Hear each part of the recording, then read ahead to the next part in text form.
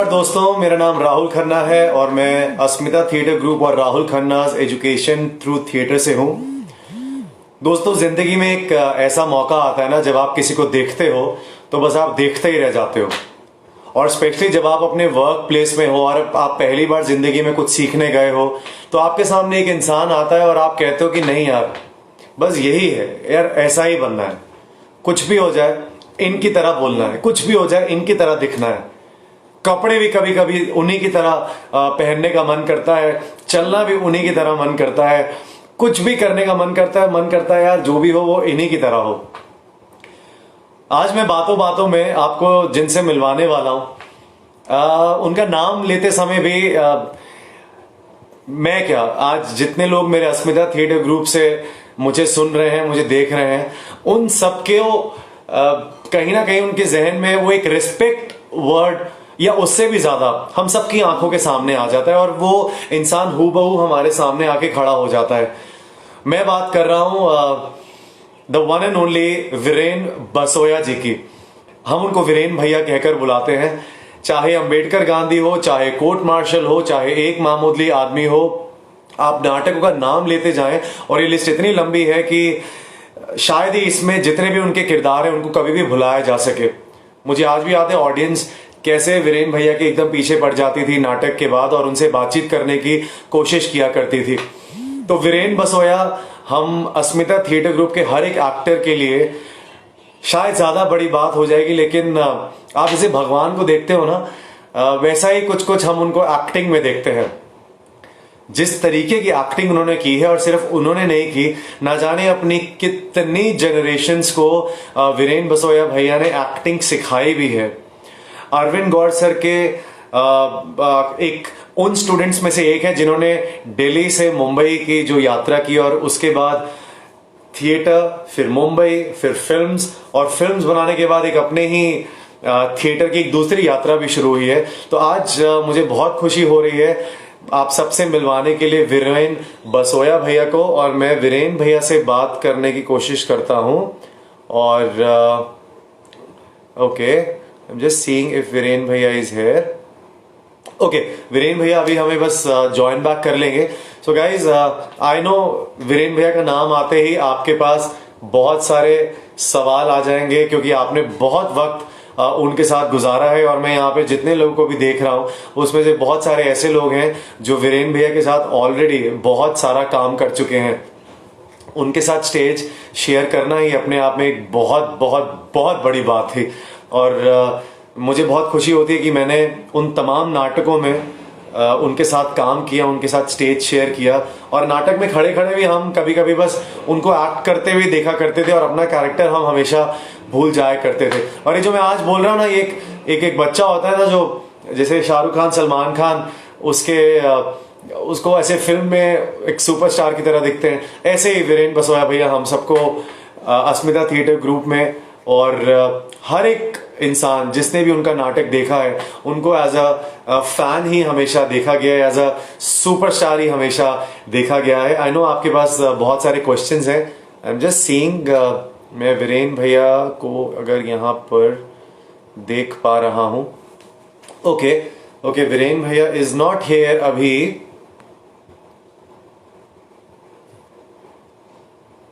Okay, I get back once again guys, और मैं जल्दी से वीरेन भैया से बात करने की कोशिश करता हूं।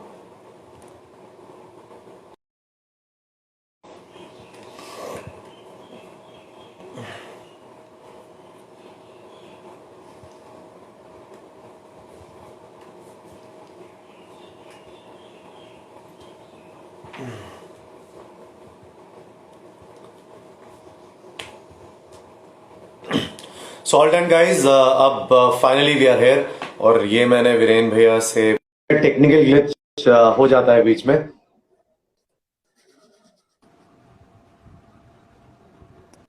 राहुल, अभी नमस्कार आवाज आ वीरेन रही भैया, है? कैसे हो आप? हाँ, नमस्कार, मैं अच्छा हूँ राहुल, तुम कैसे हो? Perfect perfect. ओके वीरेन भैया, सबसे पहले बहुत बहुत शुक्रिया, और जितने हमारे अलग अलग थिएटर ग्रुप से बहुत सारे बडिंग एक्टर्स, बहुत सारे थिएटर एक्टर्स, जितने भी लोग देख रहे हैं, मैं सबकी तरफ से आपको सबसे पहले शुक्रिया बोल देता हूं, क्योंकि हम सब ने आपसे बहुत कुछ सीखा है। जब आप एक्टिंग कर रहे होते थे स्टेज पे तब भी, और जब आप एक्टिंग नहीं कर रहे होते थे तब भी, आपको देख देख के भी हमने बहुत सीखा है। सबसे पहला मेरा सवाल बस आपसे यही है कि आपकी थिएटर की शुरुआत किस तरह से हुई वीरेंद्र? मेरी यार एक्टिंग की शुरुआत ही मेरी सिस्टर की वजह से हुई है। पहले मॉडलिंग की शुरुआत की थी, वहाँ से फिर कुछ सीरियल्स मिले मुझे, 2 सीरियल्स मिले थे, तो 2 थोड़ा सीरियल्स सा किए। फोन नीचे करना पड़ेगा बस, सॉरी, तो चेहरा पूरा आ जाए जरा। परफेक्ट परफेक्ट अब परफेक्ट, आप ठीक है। आ रहा है पूरा, क्योंकि मुझे पूरा नहीं दिख रहा परफेक्ट था। Perfect perfect. ओके, तो तब 2 सीरियल किए थे। अभी उसके बाद मुझे थिएटर का पता चला कि थिएटर भी कुछ भला है। जब मैं वो सीरियल कर रहा था, उसके प्रोड्यूसर ने बोला वीरेन थिएटर करो। तब मुझे ये भी नहीं पता था, एक्टिंग में कर रहा था लेकिन एक्टिंग होती क्या नहीं पता था। तो थिएटर चेकआउट किया मैंने, मॉडलिंग चली रही थी उस वक्त। तो एक मेरा शो था फिक्की में, रैम्प शो। तो कोई वहाँ पे आया, उससे डायरेक्टली बात हुई, कह रहा मैं थिएटर करता हूँ, तो आप मंडी हाउस आ जाओ और कल मुलाकात करते हैं। मैं चला गया क्योंकि करना था थिएटर। तो मंडी हाउस का जो सर्कल था, वहाँ 3 लोग हम बैठे हुए थे। वो आया और उसने कहा ये स्टिक है, ये मुंह में डालो और बोलना शुरू करो। तो मुझे बहुत अटपटा सा लगा था कि यार बातें बातें कुछ शुरू हुई नहीं है, इसने डायरेक्ट ये स्टिक पकड़ा दी और मुंह में डालो और बोलो। सिर्फ वो हाँ 5-10 मिनट हमने वो किया होगा, उसके बाद चलो चाय पीते हैं। तो चाय पीने चले गए हम BM स्नैक्स पे। उसके बाद मैं वापस नहीं गया। मुझे मज़ा नहीं आया, क्या अजीब सी चीज़ ओके थी। ओके। फिर एक ITO पे करते हैं एक, मैं उनका भी नाम भूल रहा हूँ। तो वहाँ भी पता चला एक दोस्त के थ्रू, वहाँ गया। तो वहाँ नए जैसे लोग, मेरे जैसे और भी आए हुए थे। तो जो डायरेक्टर साहब थे वो आए और तुम रुको तुम रुको तुम रुको तुम रुको। अपने बंदों जो पुराने थे शायद उन्हें रोक लिया, और बाकी जो नए थे उनको बोला आप कल आना। तो मुझे उनकी ये बात भी पसंद नहीं आई थी कि ये था कि यार हम जो हो रहा है वो तो देख ले एटलीस्ट, बेशक नए आए, इतनी दूर से आए यार देखने तो हो क्या रहा है। तो मैं फिर जी वहाँ भी नहीं गया। फिर मुझे अरविंद सर का पता चला कि जी। अरे अरविंद गॉड है, एक डायरेक्टर अस्मिता के। तो मेरे यहाँ का एक दोस्त था सुमित, वो करता था उनके पास। तो जी उसने बताया, तो फिर उनसे मैंने नंबर लिया। अरविंद सर से मैंने बात की। ये किस्सा भी बड़े मज़ेदार है। मैं जी अक्सर अरविंद सर से जिक्र करता था तो वो भी खूब हंसते थे इस बात पे। तो ये था कि मैंने उन्हें कॉल किया कि मुझे थिएटर ज्वाइन करना है, तो कैसे कर सकता हूँ। तो उनका पहला सवाल सर का ये था कि आप करते क्या हो। तो मैंने बताया सर मॉडलिंग करता हूँ और ये 2-3 सीरियल्स भी कर चुका हूँ। तो कहा फिर मुंबई क्यों नहीं जाते। सर का ये था डायरेक्ट। मैंने कहा ये आदमी भी अजीब है। मैं मैं थिएटर ज्वाइन करने के लिए बारे में पूछ रहा हूँ, ये मुझे मुंबई भेज रहे हैं। और जून की बात है वो, 2006। तो मैंने कहा अभी वहाँ बारिश हो रही है, मैं बारिश के बाद जाऊँगा। तो तब अस्मिता की वर्कशॉप्स भी चल रही थी। तो अरविंद सर ने बोला तो वर्कशॉप ज्वाइन कर लो। मैंने कहा सर वर्कशॉप नहीं, मैं डायरेक्टली वो थिएटर से जुड़ना चाहता हूँ, ग्रुप से डायरेक्टली। ठीक है आ जाओ। Okay sir. तो सर से बात करके मुझे अच्छा नहीं लगा था कि उन्होंने मुंबई जाने वाली बात जो कही थी। मैं ये आदमी भी अजीब है यार। तो जी नहीं गया, कुछ टाइम उसी में निकल गया। तो फिर वो होता है ना कि आप कुछ ज्वाइन करना चाहते हो, तो वो होता है अंदर कुछ हो रहा होता है यार, जाना है जाना है जाना है। मैंने सर को फिर कॉल किया। तो उस दिन था 10 जून, 10 जून की रात। 10 जून की तो रात। हाँ, सर को कॉल किया मैंने। तो सर ने कहा आ जाओ यहाँ IHC आ जाओ, हमारा प्ले है, तो प्ले भी देख लो, बात भी कर लेंगे। मैंने कहा ठीक है सर। 7:30 बजे प्ले होते थे तब, अब भी 7:30 बजे होते होंगे। तो 7 बजे मैं घर से निकला, कश्मोकश में था, जाऊँ ना जाऊँ वही वाली चीज़ें। पहुँच के सर को कॉल किया। सर ने कहा प्ले शुरू होने वाला है, आप प्ले देखो उसके बाद बात करते हैं। तो प्ले देखा। प्ले था मोटे राम का सत्याग्रह। जी जी। तो वो प्ले मैं सबसे ऊपर वाली रो में बैठ के देख रहा था, जहाँ पे वो पौधा लगा हुआ है। हम हाँ लेफ्ट हाँ में एंटर करते जो पौधा, मैं वहाँ बैठ के देख रहा था। जी। कुछ ज़्यादा ऑडियंस नहीं थी, कहीं भी बैठ सकते थे आप आराम से। तो प्ले देखता देखता जैसे ख़त्म हुआ प्ले होते होते, मैं फर्स्ट रो में पहुँच गया था। तो मुझे इतना मज़ा आ रहा था देखते हुए। मैंने कहा हाँ यार यही चीज़ करनी है। तो उसके बाद फिर सर से मिला। सर ने कहा आ जाओ ज्वाइन करो। फिर 12 से मैंने ज्वाइन कर लिया था, 12 जून से। ये थिएटर की जर्नी है। आया इस फील्ड ओके। में पूरा अपनी मैं सिस्टर की वजह से। और कौन कौन से साल की बात है वीरेंद्र भाई? या 2006। 2006 में आपने हाँ ज्वाइन किया था? हाँ, 2006 में तो मैं, 2006 10 जून को मैंने मोटेराम का सत्याग्रह देखा था और 12 जून को मैंने ज्वाइन कर लिया था। क्या बात है, क्या बात है। तो इनके थोड़ा सा मैं आपके जितने भी हमने आपको जितना पास से भी देखा है और हमने हमेशा आपको बड़ा डिसिप्लिन वे में देखा है, हर चीज बहुत डिसिप्लिन में करते हुए देखा है, चाहे वो स्टेज पर एक्टिंग हो या रिहर्सल हो या फिर बैक स्टेज का काम हो। थोड़ा सा मैं और हम बहुत सारे लोग जानना चाहते हैं कि आप थोड़ा सा बचपन में कैसे थे, जरा अपने स्कूल की कुछ बातें आप अगर प्लीज थोड़ी सी शेयर कर पाओ। आप शैतान थे, यार पेरेंट टीचर मीटिंग में आपको खड़ा कर दिया जाता था, क्या होता था? नहीं यार, मैं शैतान बिल्कुल नहीं रहा। जैसा तुमने देखा मैं वैसा ही रहा हूँ। और डिसिप्लिन और पंक्चुअलिटी मुझे मेरे पापा और दादा से मिली है, जी। क्योंकि वो पंक्चुअल हैं बहुत। तो ऐसा वो डिसिप्लिन मेरा शुरू से ही रहा है काम को लेके। ओके। और स्कूल में मैं एक स्कूल का जिक्र तूने किया तो मैं वो जिक्र भी कर देता हूँ। स्कूल में क्या होता था, पहले बच्चे अगर लेट पहुंचते थे तो ना उसे टीचर क्या होता है, पीटी टीचर जो होते थे, अगर कूड़ा वगैरह पड़ा है, कुछ कागज़ कागज़ कागज़ पड़े हुए हैं ग्राउंड में, तो वो साफ़ करवाते थे। ठीक है। तो एक दिन बाई चांस मैं भी लेट पहुंचा, तो उनका वही काम, हाँ कूड़ा पड़ा है वो उठाओ। मैंने कहा सर मैं पहली बार लेट आया हूँ, मैं लेट नहीं आता कभी। उन्होंने मुझे जाने दिया, ओके जाओ। अच्छा। ये एक लेट के साथ अब। अरे वाह, तो पूरे हाजिर जवाब, क्या बात है। और कोई कोई गेम हाँ खेला करते थे आप स्कूल में? हाँ, टेबल टेनिस खेला करता था, टेबल टेनिस, और फिर उसके बाद क्रिकेट। टेबल क्योंकि जब टेनिस हम और 11th में क्रिकेट। आए, 11th में जब मैं कॉमर्स से हूँ, तो साइंस वाले और हम कॉमर्स वाले दो क्लासेस। हमारा स्कूल फिनिश हुआ, स्कूल के बाद सीधा हम ग्राउंड में गए और क्रिकेट खेला करते थे। हमने खूब हराया साइंस वालों को। और क्रिकेट से तो हमारी एक बहुत ही बजरंग भैया और आपके साथ तो एक बहुत बड़ी यादें जुड़ी हुई है, उसके बारे में करेक्ट डिस्कस करेक्ट। करूंगा आगे। तो भैया जब भी कोई पहले पहले थिएटर में आता है तो कभी कभी समझ में नहीं आता कि यार मैं तो एक्टिंग करने आया था, मुझसे तखत भी उठवाने को बोल रहे हैं, फिर कहते हैं शाम को स्लिप पार्टी चले जाओ, फिर कहते हैं बैक स्टेज भी कर लो। तो उस समय के बैक स्टेज से आपको कुछ शेयर अगर कर पाओ, आप एक्टिंग के साथ साथ और क्या क्या करते थे? यार शुरू में तो बैक स्टेज ही करना पड़ता है।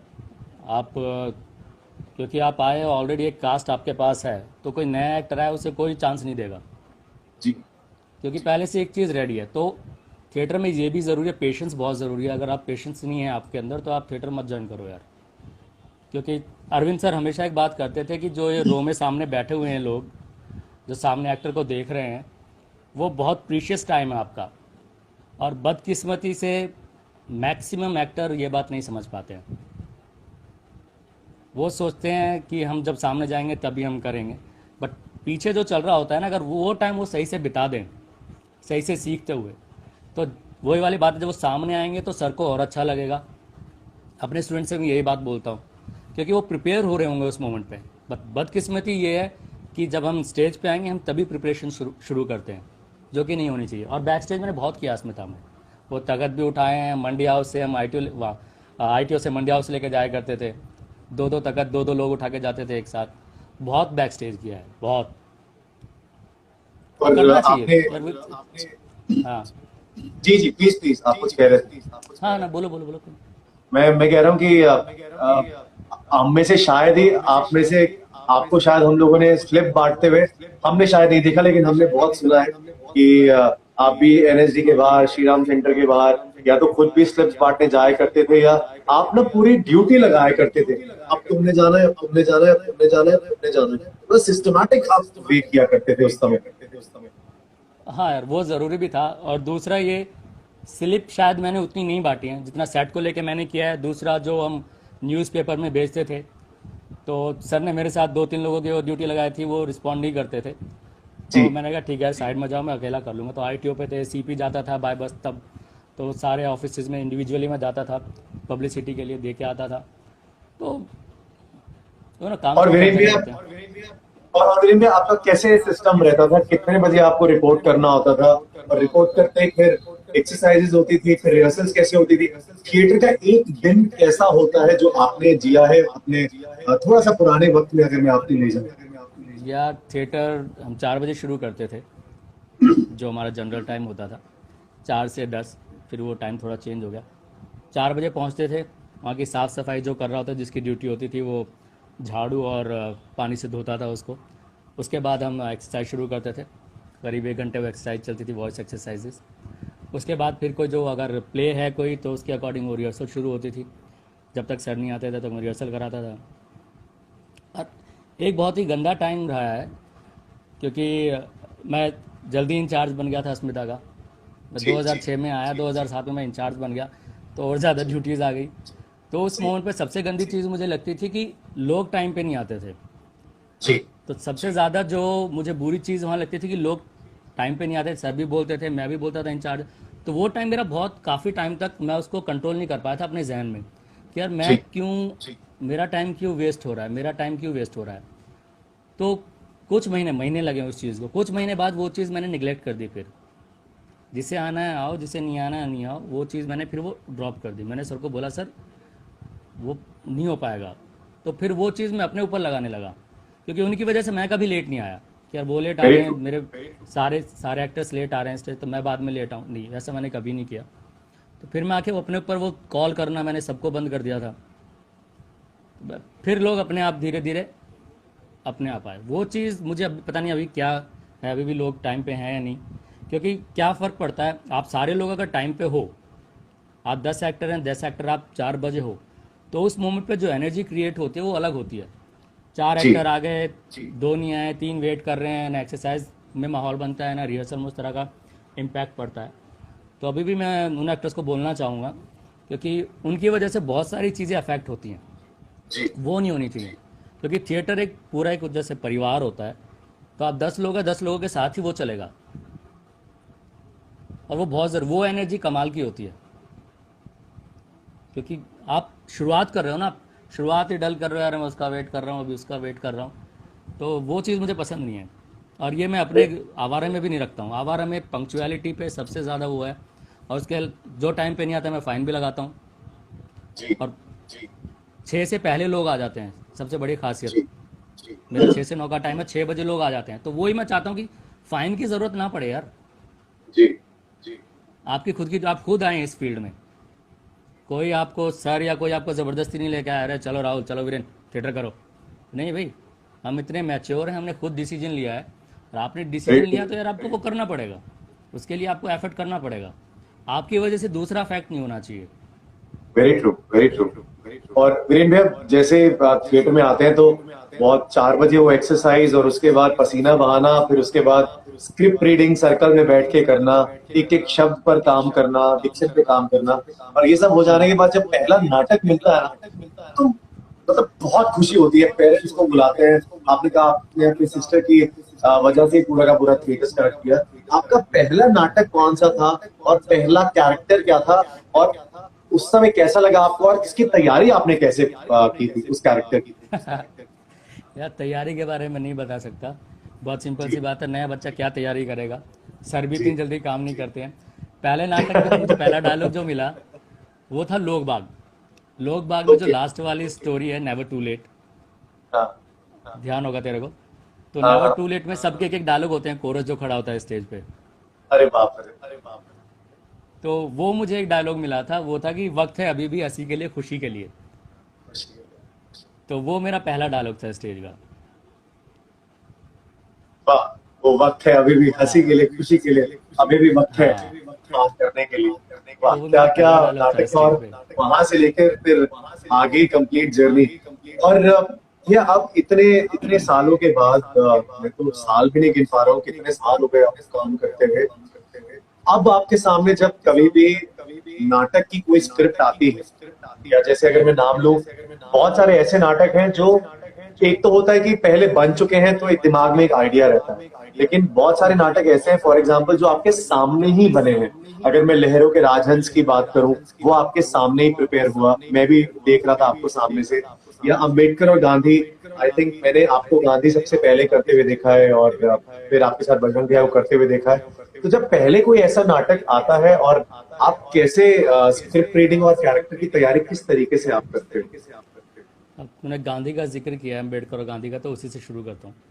जी, अम्बेडकर और गांधी की बहुत रीडिंग की थी हमने, बहुत अच्छी खासी रीडिंग की थी। और गांधी जी का करेक्टर मुझे बहुत टफ लगा था, क्योंकि जिस हिसाब से स्क्रिप्ट है वो, अम्बेडकर जी जो जो बोलते हैं, सर से भी जिक्र किया, बाकायदा लखनऊ में हम शो करने गए थे, वहाँ पे जो स्टूडेंट होते बाकायदा उन्होंने भी सवाल किया, तो मेरा ये जवाब था वहाँ पे कि मुझे ये शब्द चुभते हैं, जो अम्बेडकर बोलते हैं गांधी को, मुझे ये शब्द चुभते हैं। जी तो बहुत डिफ़िकल्ट होता है मुझे नॉर्मल रहना उस मोमेंट पे, जी कि ये जो शब्द बोल रहे हैं, तो उस मोमेंट को क्रिएट करना कि यार गांधी जी कैसे सहते होंगे क्या, क्योंकि यार वो हम कंपेयर नहीं कर सकते हैं उनको। तो फिर भी मैं चाह रहा था यार उस चीज़ को थोड़ा सा मैं काम होके सुनूं, क्योंकि मुझे वो चुभे ना, और जो कि काफ़ी हद तक फिर मैं उसको कंट्रोल कर पाया था। जी तो ये बहुत, और सर का सबसे अच्छा फंडा है, सर रीडिंग पे अच्छा काम करते हैं, स्पीच पे बहुत प्यारा काम करते हैं, बहुत तसल्ली के साथ काम करते हैं। आप उन्हें सुनो तो बहुत सारी चीज़ें आपकी खुद भी क्लियर हो जाएंगी। तो सर का ये बहुत अच्छा पैटर्न, स्पीच पे ज़रूरत से ज़्यादा काम करते हैं, बैकग्राउंड पे बहुत काम करते हैं, एक्टर के बैकग्राउंड पे कि यार पढ़ो, जो सर अक्सर जिक्र करते हैं, जी वो बहुत है। और लहरों के राजहंस का वो, अस्मिता मेरा पहला ऐसा प्ले था जिसकी क्लिष्ट हिंदी थी। जी बिल्कुल। तो हाँ, तो वो उस तरह से डिफ़िकल्ट था, और बहुत शांत, बहुत आहिस्ता वाला प्ले था वो, जिसमें एक साथ दो दो कैरेक्टर मुझे प्ले करने थे नंद के। पहला जो वाइफ के साथ होता है, दूसरा तब वो मोक्ष की तैयारी में होते हैं लेने के, जी जी वो जी। वाला। तो दोनों शेड्स बहुत डिफरेंट है उस मोमेंट पे। और भैया वैसे तो आपके सारे कैरेक्टर्स के ऊपर ही कम्प्लीटली एक किताब लिखी जा सकती है अगर कोई लिखने के लिए बैठे। ओके ओके लेकिन ओके। एक एक नाटक है जो लोग थोड़े से ना आंखें कुछ ज्यादा ही नम हो जाती थी उनकी, और वो नाटक का नाम है जो अशोक लाल जी ने लिखा है, एक मामूली आदमी। और जैसे क्रिकेट में क्या होता है ना कि वकार यूनिस और आकिब जावेद या वसीम अकरम, दो दो जोड़ियां साथ में चलती है क्रिकेट में बॉलर्स की, वैसे ही हमारे अस्मिता थिएटर ग्रुप में ना एक जोड़ी मैंने अपनी जिंदगी में उससे बेहतर जोड़ी अब शायद देखूंगा या मुझसे पहले रही होगी। मेरे जमाने की जोड़ी तो बजरंग बली सिंह और वीरेन बसोया को हमने देखा है, चाहे वो किसी भी नाटक में हमने देखा हो। एक मामूली आदमी में प्लीज आप अगर अपने कैरेक्टर के बारे में कुछ भी हमसे शेयर कर पाए, जब पहली बार आपके पास आया था और जब आपने पहली बार वो परफॉर्म किया, ऑडियंस का क्या रिएक्शन था और आपको क्या फील हुआ?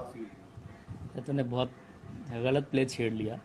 ये प्ले मेरे दिल के सबसे करीब है, जी सबसे करीब। और अच्छी बात यह है कि ये प्ले कैसे शुरू हुआ। मैं और सर एसआरसी से बाहर निकल रहे थे कोई शो करने के बाद, तो अरविंद सर और मैं कुछ बात कर रहे थे, तो सर ने कहा कि मैं तेरे लिए एक प्ले ला रहा हूँ। सर ने ये मुझे वाह बोला। वाह। मैंने कहा अच्छा सर, और वो तेरे लिए ना play life time achievement award की तरह होगा। तो बहुत बड़ी सी बात है, मैंने कहा ठीक है सर। क्या तो बात कभी है। मैंने बहुत ज़्यादा रिएक्ट नहीं किया है इस चीज़ पर। सर बोल रहे थे ठीक है, हो क्या बात कर रहे हो सर, ऐसा मैंने कुछ नहीं किया, ठीक है सर। जी तो जब जब जैसे जैसे प्ले आगे बढ़ा है ना, तो वास्तव में मेरे लिए लाइफ टाइम अचीवमेंट अवार्ड की तरह ही रहा है ये प्ले। शुरुआत में एक तो वॉइस को लेकर सर ने बहुत काम किया, उसको लाने में बहुत वक्त लगा। ये नहीं कहूँगा कि पहले प्ले में जो चाहता था वो आ गया। पहले प्ले में तो मैं शायद रो भी नहीं पाया था। पहला प्ले एलटीजी में किया था हमने, तो हो गया बस, बट मुझे कहीं से वो टच नहीं किया। बट जैसे तीसरा प्ले आया और मैं उसको कैरेक्टर को थोड़ा समझा, अकेलेपन को थोड़ा समझने की कोशिश की, बट आपके पास सब चीज़ है, उसके बाद जो अकेलापन होता है, वो अकेलापन, वो खुशी जो तलाशता है, उसको मैंने बहुत सोचा था, उस पर मैंने बहुत काम किया था। मैंने रियल कैरेक्टर्स को पकड़ा था, जी अपने आसपास के बहुत रियल कैरेक्टर्स को पकड़ा था। बहुत से क्लर्क, हेड क्लर्क रहे, उनसे मैंने बातें की थी। कुछ बैंक के क्लर्क से मैंने बातें की थी, कुछ एमसीडी के, उनसे मैंने बातें की थी। बहुत सारे लोग हैं, तो या जिनकी वाइफ नहीं है, जिनकी वाइफ भी हैं, या बच्चे अलग हो गए हैं, तो वो जो बोलते बोलते जो चीज़ें उनकी आंखों में आती थी ना, मुझे तो ये चाहिए। और वास्तव में ये प्ले मेरी ज़िंदगी का अब तक का और हमेशा ज़िंदगी भर रहेगा भी मेरी ज़िंदगी का बेस्ट प्ले है। और थैंक यू अरविंद सर की वजह से मुझे ये प्ले मिला। उन्हें लगा कि मैं ये कैरेक्टर कर सकता हूँ, और बिल्कुल इजी कैरेक्टर नहीं है यार। और एक और सबसे बड़ी बात, हम आईएचसी में शो कर रहे थे एक मामूली आदमी, तो शो के बाद एक बुज़ुर्ग मेरे पास आए, तो मेरी ज़िंदगी का सबसे बड़ा कॉम्प्लीमेंट है। तो वो मेरे पास आए और उन्होंने मुझे बोला कि वीरेन, आपकी एक्टिंग में ना सच्चाई है। मैं एकदम, यार शब्द ही नहीं थे मेरे पास। जी तो वो बहुत वो था मेरे लिए यार, मतलब मैं थोड़ा सही जा रहा हूँ अगर वो एक बुज़ुर्ग इस तरह की बातें बोल रहे हैं तो। और माय हर तरह गॉड। के मैं कॉम्प्लीमेंट मिले हर। हाँ। नहीं नहीं, स्पेशली आप जिस तरीके से अभी बात कर रहे हो ना, और वो जो जिन बुजुर्ग ने आपको बोला होगा कि आपकी एक्टिंग में बड़ी सच्चाई है, मैं एज एन एक्टर उसको फील कर पा रहा हूँ। आई थिंक जितने भी लोग सुनते हैं वो देखिए उसको फील कर पा रहे हैं। भैया जब स्क्रिप्ट आई थी सबसे पहले आपके पास और पहली रीडिंग हुई होगी एक मामूली आदमी की, मतलब आप हम्म। कैसे अपनी तैयारी आप कैसे करते हो? हम सब यंगस्टर्स के लिए आपके सामने हम सब जिंदगी में अपने आप को यंगस्टर ही मानेंगे सारे के सारे। मैं झूठ बोलूं तो वो गलत होगा। तो आप आपके पास जब पहली बार स्क्रिप्ट आई या किसी और भी नाटक की आपके पास जब स्क्रिप्ट आती है, सबसे पहली चीज आपके दिमाग में क्या आती है? या मामूली आदमी का जिक्र करता हूँ। सबसे पहले स्क्रिप्ट जब आई तो सर ने खुद पढ़ी थी सारी स्क्रिप्ट, और जब रीडिंग अच्छा। करते हैं तो सभी को बांध लेते हैं। ओके। तो वो हर एक कैरेक्टर की अलग अलग तरीके से खुद रीडिंग कर रहे थे।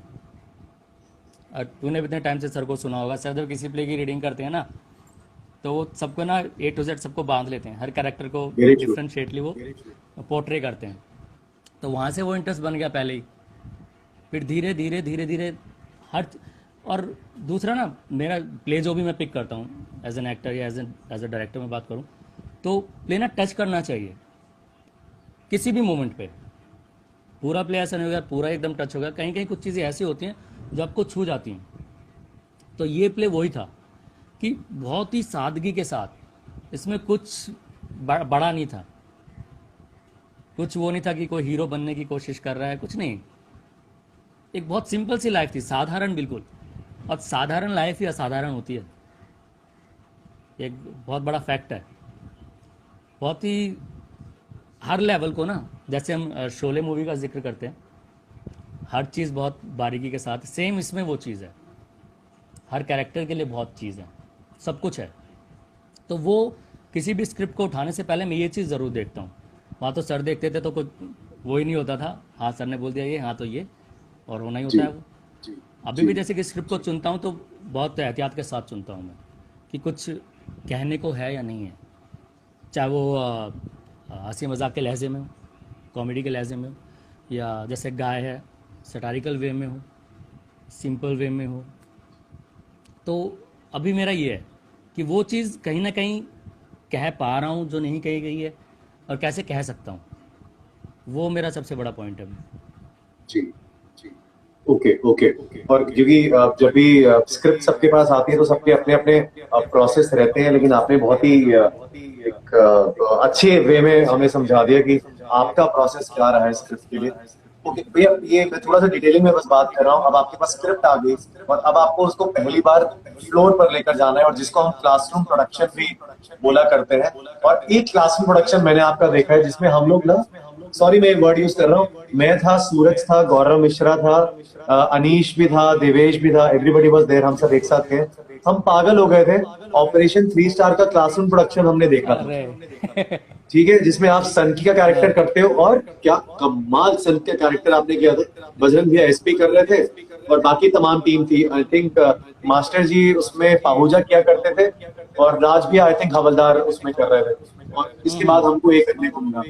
सो इतना फास्ट नाटक है, एक तरफ अम्बेडकर गांधी, फिर एक तरफ कोर्ट मार्शल, और एक तरफ ये ऑपरेशन एकदम ही फास्ट।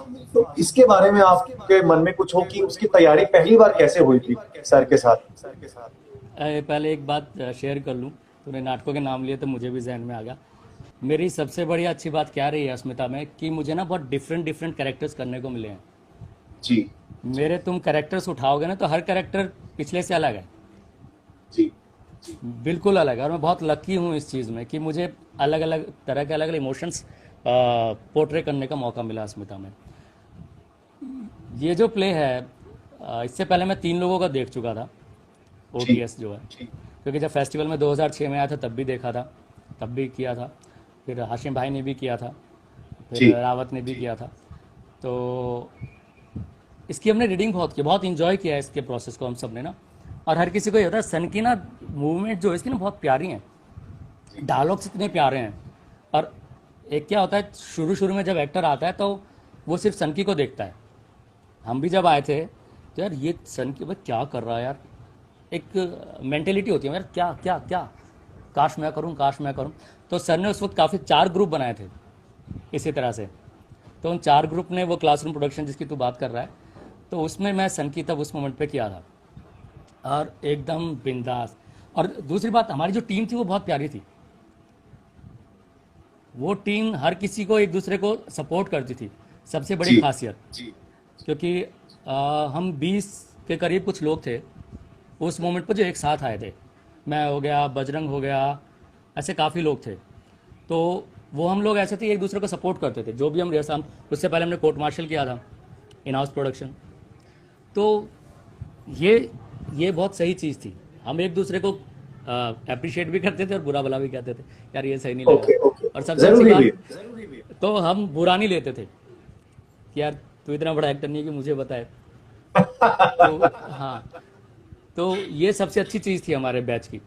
तो और सनकी में सबसे बढ़िया बात मुझे जो लगी, वो 4 कैरेक्टर्स को जो मैं पोर्ट्रे कर रहा था एक साथ और डिफरेंट डिफरेंट लेवल पे, उसने काफ़ी मुझे एज एन एक्टर काफ़ी इम्प्रूव किया है। एक मामूली के बाद मेरा जो नाटक आता है वो यही है। बिल्कुल बिल्कुल। और क्योंकि आई बॉडी के मीन हिसाब बहुत से ही भी, खूबसूरत। जी प्लीज प्लीज प्लीज। हाँ, बॉडी के हिसाब से, बॉडी मूवमेंट्स के हिसाब से भी, डायलॉग डिलीवरी के हिसाब से भी, क्लैरिटी के हिसाब से भी, एक्शन रिएक्शन के हिसाब से भी, ये प्ले बहुत कमाल है। बहुत फास्ट प्ले, बहुत कमाल प्ले है। बिल्कुल बिल्कुल भैया। और ऐसे तमाम नाटक हैं, क्योंकि मैंने, मेरा जो पहला नाटक था आपके साथ, मैंने जो समर थिएटर फेस्टिवल पे किया था, और उसका नाम था कोर्ट मार्शल। और कोर्ट मार्शल में आपने, मैं एक कैरेक्टर का डिस्कशन अब बस आपसे और करना चाहता हूँ। आपने कोर्ट मार्शल में बहुत कैरेक्टर किए, लेकिन जब मैंने आपको रामचंद्र करते हुए देखा था, क्योंकि ऑब्वियसली सर अगर होते, सर ने मतलब कैरेक्टर दिया होगा, क्योंकि रामचंद्र सिर्फ थोड़ी देर के लिए ही बोलता है और एक ही बार बोलता है। और बाकी सारे मेजरपुरी से लेके सूरज सिंह से लेके आपको कोई भी कैरेक्टर आराम से बार बार दे सकते थे, लेकिन रामचंद्र देते समय कुछ आपकी बात हुई हो सर से, और आपका क्या एक्सपीरियंस था रामचंद्र से? इसके पीछे भी एक कहानी है। अच्छा, ये और अभी मैं अपने स्टूडेंट के साथ, ये मैं 3-4 दिन पहले कोर्ट मार्शल रीडिंग कर रहा था, तो उनके साथ ही जी मैंने ये चीज़ शेयर की थी। हुआ क्या कि सबसे पहले मैंने कोर्ट मार्शल में किया था वो सलाहकार जज जो होता है, उसके जी बाद मेजरपुरी, उसके बाद विकास रॉय, ठीक है। फिर मेजरपुरी का रिहर्सल चल रही थी, वो कोर्ट मार्शल की रिहर्सल चल रही थी, सर बैठे हुए थे। रामचंद्र जो करता था नहीं अवेलेबल, यानी सुखदेव था या कौन था, वो अवेलेबल नहीं था। तो सर जी सबको ट्राई कर रहे थे, और मैंने सर को बोल रखा था, सर मुझे रामचंद्र पसंद है, तो मुझे प्लीज़ वो करने देना। मुझे मेजरपुरी में उतना मज़ा नहीं आता, मुझे विकास रॉय में उतना मज़ा नहीं आता, लेकिन मुझे पता है ये रामचंद्र जो है ना, इसके अंदर जो छिपा हुआ मैं अच्छे से निकाल सकता हूँ। सर ने कहा नहीं, तुम रामचंद्र करोगे तो मेजरपुरी कौन करेगा? सर मेजरपुरी कर लेंगे ना, और भी तो एक्टर है ना। तो सर वो टाल मटोल करते हैं ना, नहीं नहीं नहीं ठीक है देखते हैं। तो सर उस दिन सबका ऑडिशन चेक कर रहे थे, सबको कटघरे में बुला रहे थे, वो रामचंद्र वाला जो सीन है वो सबसे करा रहे थे, जो सर को लग रहा था करेंगे। मैंने कहा सर सबका हो गया, अब मेरा भी ऑडिशन ले लो। जी। तो फिर मैंने वो ऑडिशन दिया सर को, और मुझे पता था मैं कर जाऊंगा, वो अच्छा सर को पसंद आएगा। सर को पसंद आया तो नेक्स्ट डे वो मेरे हाथ में।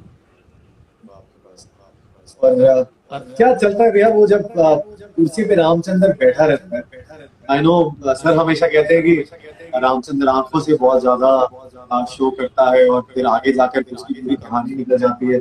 आप जब बैठते हो वहां पर, आपके जैसा एक्टर जब कुर्सी पर बैठा रहता है 1 घंटे के लिए कम्प्लीटली, क्या चलता रहता है वहां पर माइंड में? यार रात सर जो बोल रहे हैं आंखों से बात, वो आंखों के अलावा कुछ रिएक्ट कर ही नहीं सकता है उस मोमेंट पे, सिर्फ आंखें ही। और आंखों से बेहतर आप कुछ चीज़ बयान नहीं कर सकते हो। इसी बात पे वेरी एक ट्रू। शेर आ गया मेरा याद, तो शेर अर्ज कर देता हूँ प्लीज कि प्लीज। लोग कहते हैं कि आंखें सच बोलती हैं, क्योंकि वो बोलती नहीं है। क्या तो बात है, क्या बात है, वाह वाह, क्या बात है। तो यार सारा यही चलता है। आप स्टोरी को थोड़ा भी देखो ना, मेरे साथ ऐसा कभी कुछ हुआ नहीं है, किसी ने ह्यूमिलिएट किया हो या किसी ने सामने से गाली वाली देके कुछ किया हो। लेकिन जब रामचंद्र वाली चीज़ आती है ना, आप थोड़ा सा आंख बंद करके सोचो उसके बारे में। एक चीज़ आपको बार बार ट्रिगर की जा रही है, बार बार बोला जा रहा है, बार बार बोला जा रहा है, बार बार बोला जा रहा है, बिना आपके किसी गलती के। और क्या होता है, माँ तक बात पहुँचना ना बहुत वो हो जाता है। हम सुन लेते हैं, लेकिन माँ की गाली हम बर्दाश्त नहीं करते हैं, अगर जी वो भी जी जी जी। किसी का भी देखा जाए। तो वो चीज़ बार बार हिट करती है। आप जब प्ले को सुनोगे, आप आँख बंद करके सुनो प्ले को, ये सारी स्टोरी रामचंद्र के इर्द गिर्द घूम रही है। रामचंद्र को क्या बोल रहे थे, विकास है वो चीज़ें निकलवा रहा होता है उनसे। तो वो सारी चीज़ें जब हो रही होती है ना, तो सारे विजुअल्स आपकी आंखों में चल रहे होते हैं उस मोमेंट पे। यार मेरे साथ ये भी हुआ, ये किया, ये लोग ऐसे गाली देते थे। वो बीडी कपूर के और बलवान सिंह के घर वाला जो सीन है, वो जब जिक्र करता है उसका पॉटी उठाने वाला, वो सीन जो है, तब उसने कैसे रिएक्ट किया था, तब बार बार उसे गाली दे रहा, तब क्या रिएक्ट करेगा। हर किसी का एक सैचुरेशन पॉइंट होता है, उसके बाद आपको ब्लास्ट होना ही पड़ेगा, है ना। लावा पहाड़ तोड़ के निकल आता है लावा, क्योंकि वो सैचुरेशन पॉइंट निकल चुका होता है। हमारा सबका एक सैचुरेशन पॉइंट है। तो वो सारी चीज़ें चल रही होती हैं। एक और दर्द किस बात का होता है कि छोटा है, जात छोटी है, जो हमारे समाज में अभी भी बहुत फैली हुई है कि अरे छोटी जात का है, नीचे बिठाओ। तो वो चीज़ जब शुरू से आपको पिंच होती है ना, आप एकदम से नहीं फूटते और कभी फूट भी नहीं सकते हो। कोई होता है कि यार एकदम रिएक्ट कर दिया, हर तरह का वो होता है ना, लेकिन हर कोई रिएक्ट करता है, चल यार लेट गो कर दो, अभी जाने दो। लेकिन जब फूटता है तो यार फिर यही होता है। और वही मेरे जहन में चल रही होती हैं सारी चीज़ें जो बयां कर रहा होता है, सारा कोर्ट रूम में जो चल रहा होता है, सारा इंसिडेंट मेरे जहन में वो लाइव चल रहा होता है उस मोमेंट पे, सारा लाइव चल रहा होता है। तभी वो चीज़ें कह पाता हूँ, तभी वो सिर्फ रोना ही नहीं है, उस सीन में रोना ही नहीं होता है या चीख के रोना ही नहीं होता है, वो मोमेंट बहुत ख़तरनाक होता है। वो कि वो मार के भी नहीं दिया होगा, तब वो हल्का हो रहा है, अपने आप को हल्का कर रहा है उस मोमेंट पे, तब वो रो रहा है सबके सामने। तो कितना कुछ दबाए बैठा होगा, कितना कुछ दबरा होगा उसके अंदर उन लोगों की वजह से। तो वो चीज़ बहुत। और आपको सर एक चीज़ का और जिक्र करते हैं, आपको विजुअलाइज हो रहा है या नहीं हो रहा है, तो वो चीज़ होना बहुत ज़रूरी है, वो होना बहुत ज़रूरी है। वो आपको हो गया तो वो आपकी ऑडियंस को भी हो जाएगा। जैसे मामूली आदमी में जो डूबने वाला सीन होता है, जिस मोमेंट पे मैं रोता हूँ, तो वो मुझे हमेशा विजुअलाइज होता है जी, हमेशा ही होता है। जितना भी मैंने किया है हमेशा ही होता है। पहले मैं होता है कि एक्टर यार एकदम से कैसे रिलेट करे, सारी बात बोलते हैं पैरेलल खड़े करने वाली बात जो बोलते हैं, या एक्टर जो होता है रिसोर्सेज उसके पर्सनल होते हैं पहले, है ना, पर्सनल चीज़ों को करता है, पर्सनल कुछ फॉर्मूला इसमें मैं लगाऊं, मेरे साथ पर्सनली क्या हुआ वो मैं ऐड ऑन करूं, तो वो आप कुछ मोमेंट तक करते हो। जब आपको वो चीज़ पता चल गई, आप उस इमोशन में आ गए, तो बार बार आपको वो चीज़ रिकॉल करने की ज़रूरत नहीं है, आपके वो सीन खुद ब खुद बनेंगे। तो वो है, वो आप समझ गए, वो चीज़ आपको आ गई, बार बार चाहे पढ़ने से उसके बारे में अब ये सोचना आपको पड़ेगा। सिर्फ सर ने 3 घंटे पढ़ा दिया, करा दिया और हमने जाके बोल दिया, तो वो नहीं होगा। जो मैं सीरियल्स की बात बता रहा हूँ, वो सीरियल्स मेरे ऐसे ही थे, क्योंकि डायलॉग्स मिल जाते थे, डायलॉग्स बोल देते थे, यही नहीं पता क्या बोला, कैसे बोला, कुछ फील हुआ है नहीं हुआ, वो रट्टा मार के बोल देते थे। एक्टिंग का यही पता था बस कि एक्टिंग ऐसे होती है। तो थिएटर में आके पता चला यार एक्टिंग तो कुछ और भला है। एक और जिक्र था कि पढ़ना नहीं पड़ेगा, मॉडलिंग शुरू करेंगे तो। मैं थोड़ा पढ़ाई में थोड़ा ठीक ठाक सा बच्चा था, तो यार चलो, लेकिन जब थिएटर ज्वाइन किया यहाँ तो और ज़्यादा पढ़ना पड़ेगा, पढ़ाई वापस आ गई। यहाँ कभी ख़त्म ही नहीं होगी आपके पास, आपको हर चीज़ पता होनी चाहिए। आपको नए नए प्लेयर्स आ रहे हैं, पुराने प्लेयर्स कितने जो नहीं पढ़े हैं, तो वो, और मैं आर्ट के अलावा कहीं जा भी नहीं सकता था। जी जी, वेरी ट्रू, वेरी ट्रू। एक स्टेज पर ये होता है कि आप अपनी थिएटर ग्रुप के आर्टिस्ट के साथ आप स्टेज पर जाकर उनके साथ रिहर्सल कर रहे हो और नाटक कर रहे हो, लेकिन कभी कभी जिंदगी में ऐसा मौका आ जाता है कि लार्जर देन लाइफ एक पर्सनालिटी आपके सामने खड़ी है और आप उनके साथ एक्ट कर रहे हो, जैसे कि आपके साथ हुआ भी। मुझे बिल्कुल याद है कि मैंने उसकी बैकस्टेज की तैयारी जितनी जद्दोजहद से मैं कर सकता था मैंने की थी। उस नाटक का नाम है बटोल बेट साहब का रामकली, जो कि हमने मलिका साराभाई मैम के साथ मिलकर नाटक किया था। उनकी पूरी टीम दिल्ली में आई थी, मैं उनको गाड़ी से लेना, गाड़ी से ले जाना, उनका खाना, उनका रहना, सब कुछ प्लान करा था। और आपने उसमें राजू का कैरेक्टर किया था और मलिका साराभाई मैम के साथ आपने वो कैरेक्टर किया था। कुछ उसके एक्सपीरियंस के बारे में प्लीज। वो लाइव म्यूजिकल प्ले था और बहुत ही बेहतरीन नाटक था और उनका एक तरीका है म्यूजिकल प्ले करने का। वो कैसा था एक्सपीरियंस? यार तुमने मलिका मैम का जिक्र किया तो उससे पहले एक जिक्र और कर दूं। जी हम फाइनल सॉल्यूशन करने गए हुए थे अहमदाबाद में, तब हम जी नए थे, कोरस में थे हम, हर हर महादेव। तो हम लोग सारे स्टेज पे बैठे हुए थे और जो ऊपर की सीढ़ियाँ गए हैं ना तो अहमदाबाद, जी ऊपर की जो सीढ़ियाँ हैं वहाँ से मलिका मैम आई। तो वहाँ से हाय जी अरविंद सर को हेलो किया, हम सबको हेलो हेलो किया। तो यार उन लेडी का जो ऑरा था ना, वैसा ऑरा मैंने किसी का नहीं देखा था। वो ब्लैक कुछ गाउन था और वो ऐसा ही लग रहा था मुझे, क्या है ये। ऐसा सिर्फ दो लोगों के साथ हुआ है, दो लोगों जिनसे मिला हूँ। तो पहली ये थी कि मैं देख रहा हूँ अरे ये है क्या यार, वो कर दिया था उन्होंने कुछ यार। जी और जी दूसरे मुझे विशाल भारद्वाज साहब, उनसे जब जी मेरी मुलाकात हुई तो उन्हें भी देख के मैं वैसे ही रह गया। वो मेरे पीछे घूमता है ना वो ऑरा, जी जी यार जी, क्या बिल्कुल ऑरा है बिल्कुल। इनका। तो ये दो पर्सनैलिटी यहाँ तक जिनको मुझे ऐसा फील हुआ है। तो शो करते वक्त यार, एक महीने में अहमदाबाद में रहते उस वक्त, दिल्ली में शो करने से पहले अहमदाबाद में हमने प्रीमियर शो किया था। तो उन्होंने काफ़ी कंफर्टेबल कर दिया था। बहुत प्यारी लेडी हैं, बहुत प्यारी लेडी हैं, हंसी मजाक। और उसमें एक जिक्र और आ गया, उसमें किस वाला सीन है एक, है हाँ ना, वो हम हाँ किस करते हैं।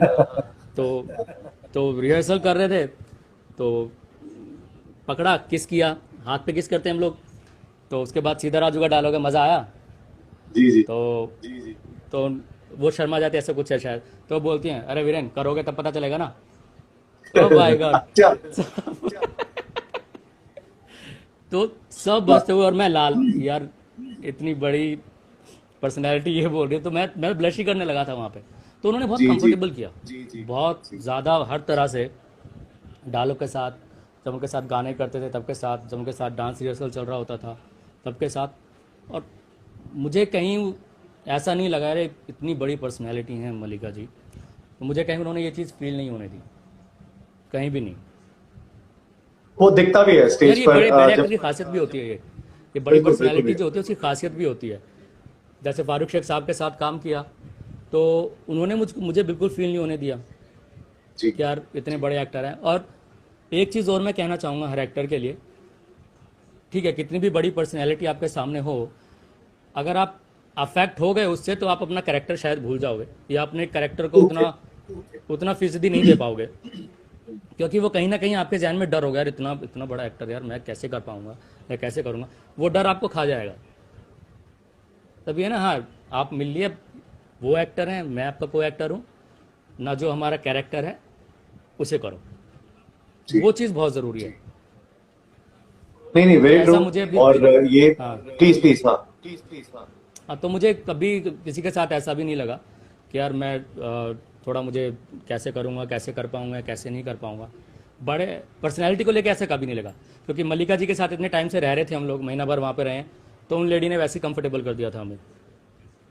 और वही मैंने इससे आपको अपने भी साथ ही करते हुए कर देखा दिया। है। वही मैंने आपको भी करते हुए देखा, क्योंकि जिस तरीके से आपने जब पहले मलिका मैम को देखा था, वो आप उनको एक ऑरा, उनका एक ऑरा क्रिएट हो गया था। वही हम सबके लिए जब पहली बार आपके साथ स्टेज पर भी चढ़े थे, तो हमारे लिए भी वही एक ऑरा था। तो हमें वो थोड़ा समझने में मुश्किल हो गया कि कैसे ये ऑरा और आपके बीच का सिलसिला कैसे आपको देखकर आपके साथ स्टेज पर एक्टिंग कर पाए। भैया आपके साथ आई नो आपका थिएटर बड़ा ही जुझारूपन वाला थिएटर रहा है, और बड़ा ही ग्रास रूट लेवल पर, और बड़ा ही धमाकेदार थिएटर रहा है। तो स्टेज के नाटक के साथ साथ अस्मिता में बहुत सारे नुक्कड़ नाटक भी होते हैं, और उसकी बहुत ही लंबी हिस्ट्री है।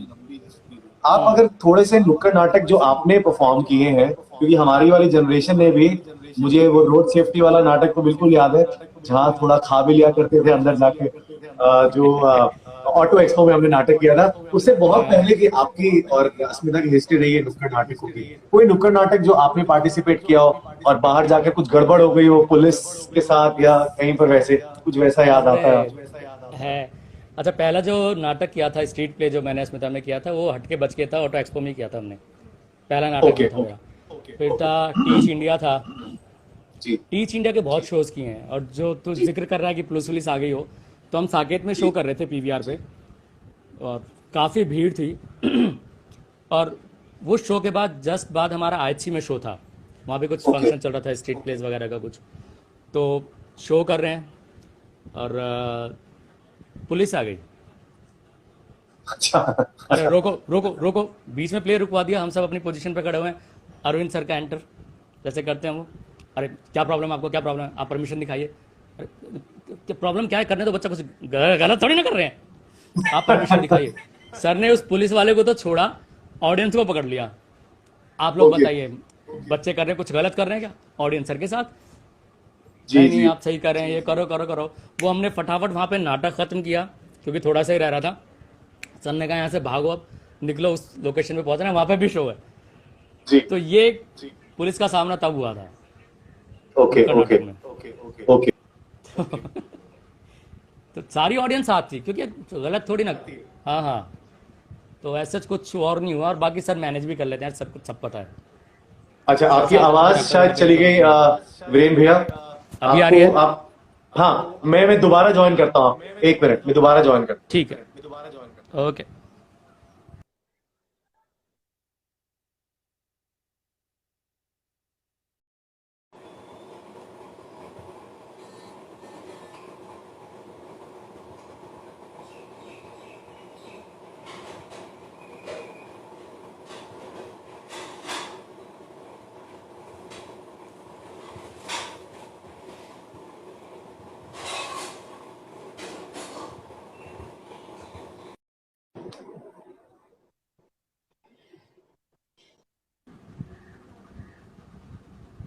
जी जी, अभी आवाज आ रही है भाई?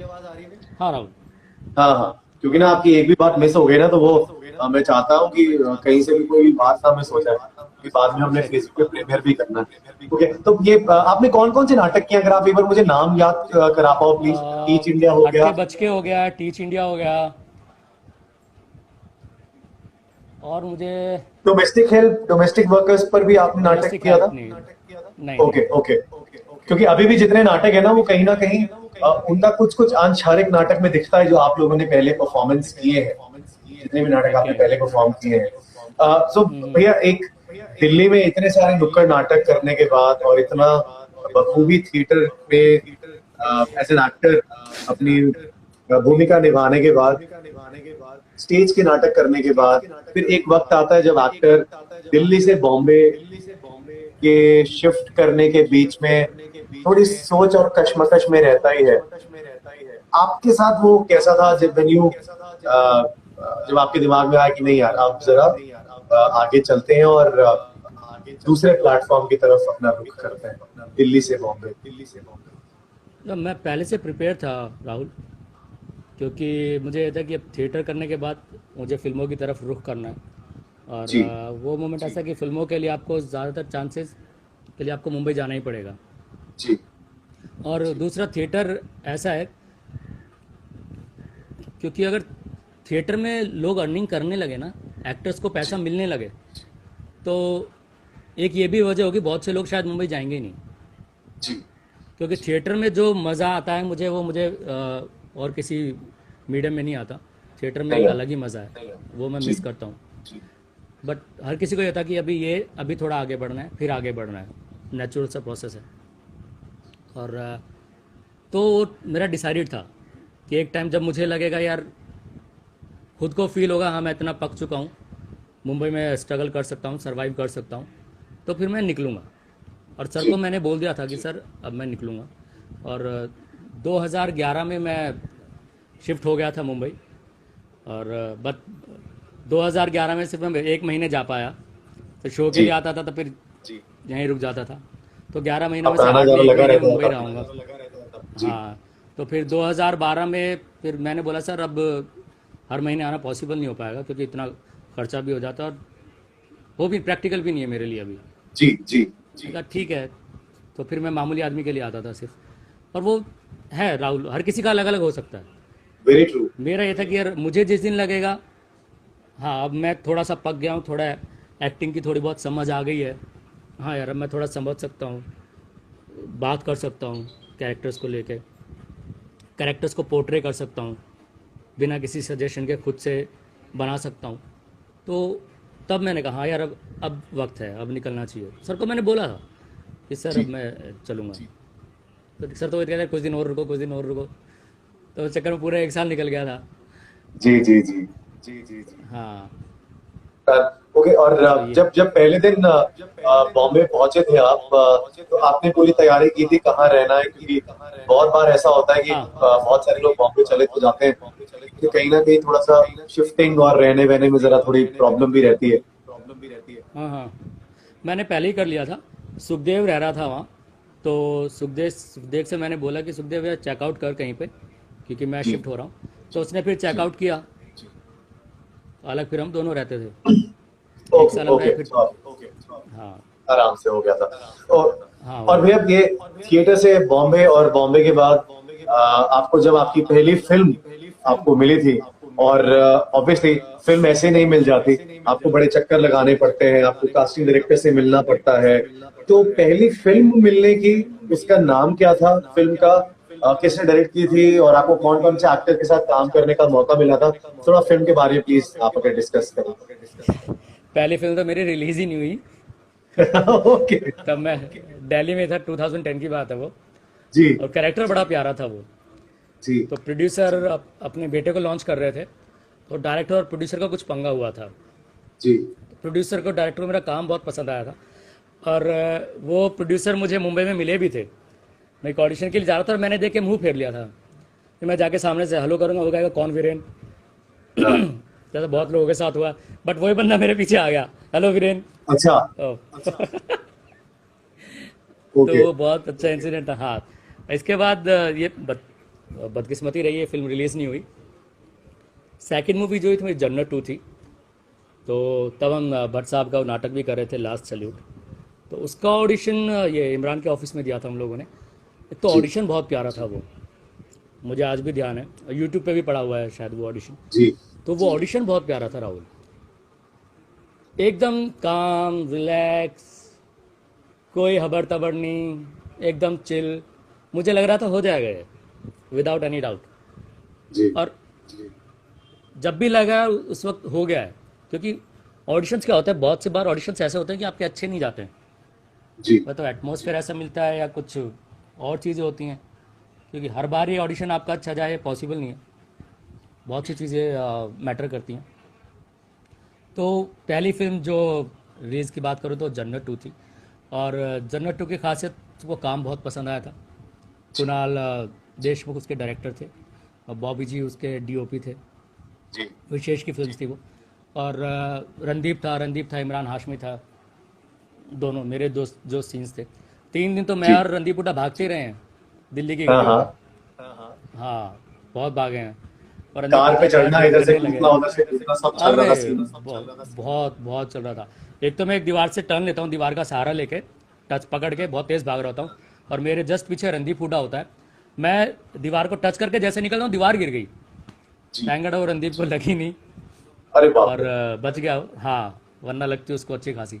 और दूसरा एक शॉट है, उसमें मैं रिवॉल्वर होती है, मैं फायर कर रहा था उस पर, तो रिवॉल्वर फिर मैं उससे दे के मारता हूँ, और वो रिवॉल्वर सीधी जाके लगती है कैमरे पे। जी। तो वो अगर गौर से देखोगे मूवी को, तो स्क्रीन हिलती है उस मोमेंट पे। Okay okay. अच्छा अच्छा। फिल्म देखोगे तो वो स्क्रीन हिलती है उस मोमेंट पे।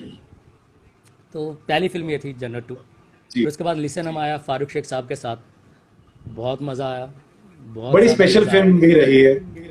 हाँ, फारूक बिल्कुल शेख रही। साहब कमाल हाँ, एक्टर।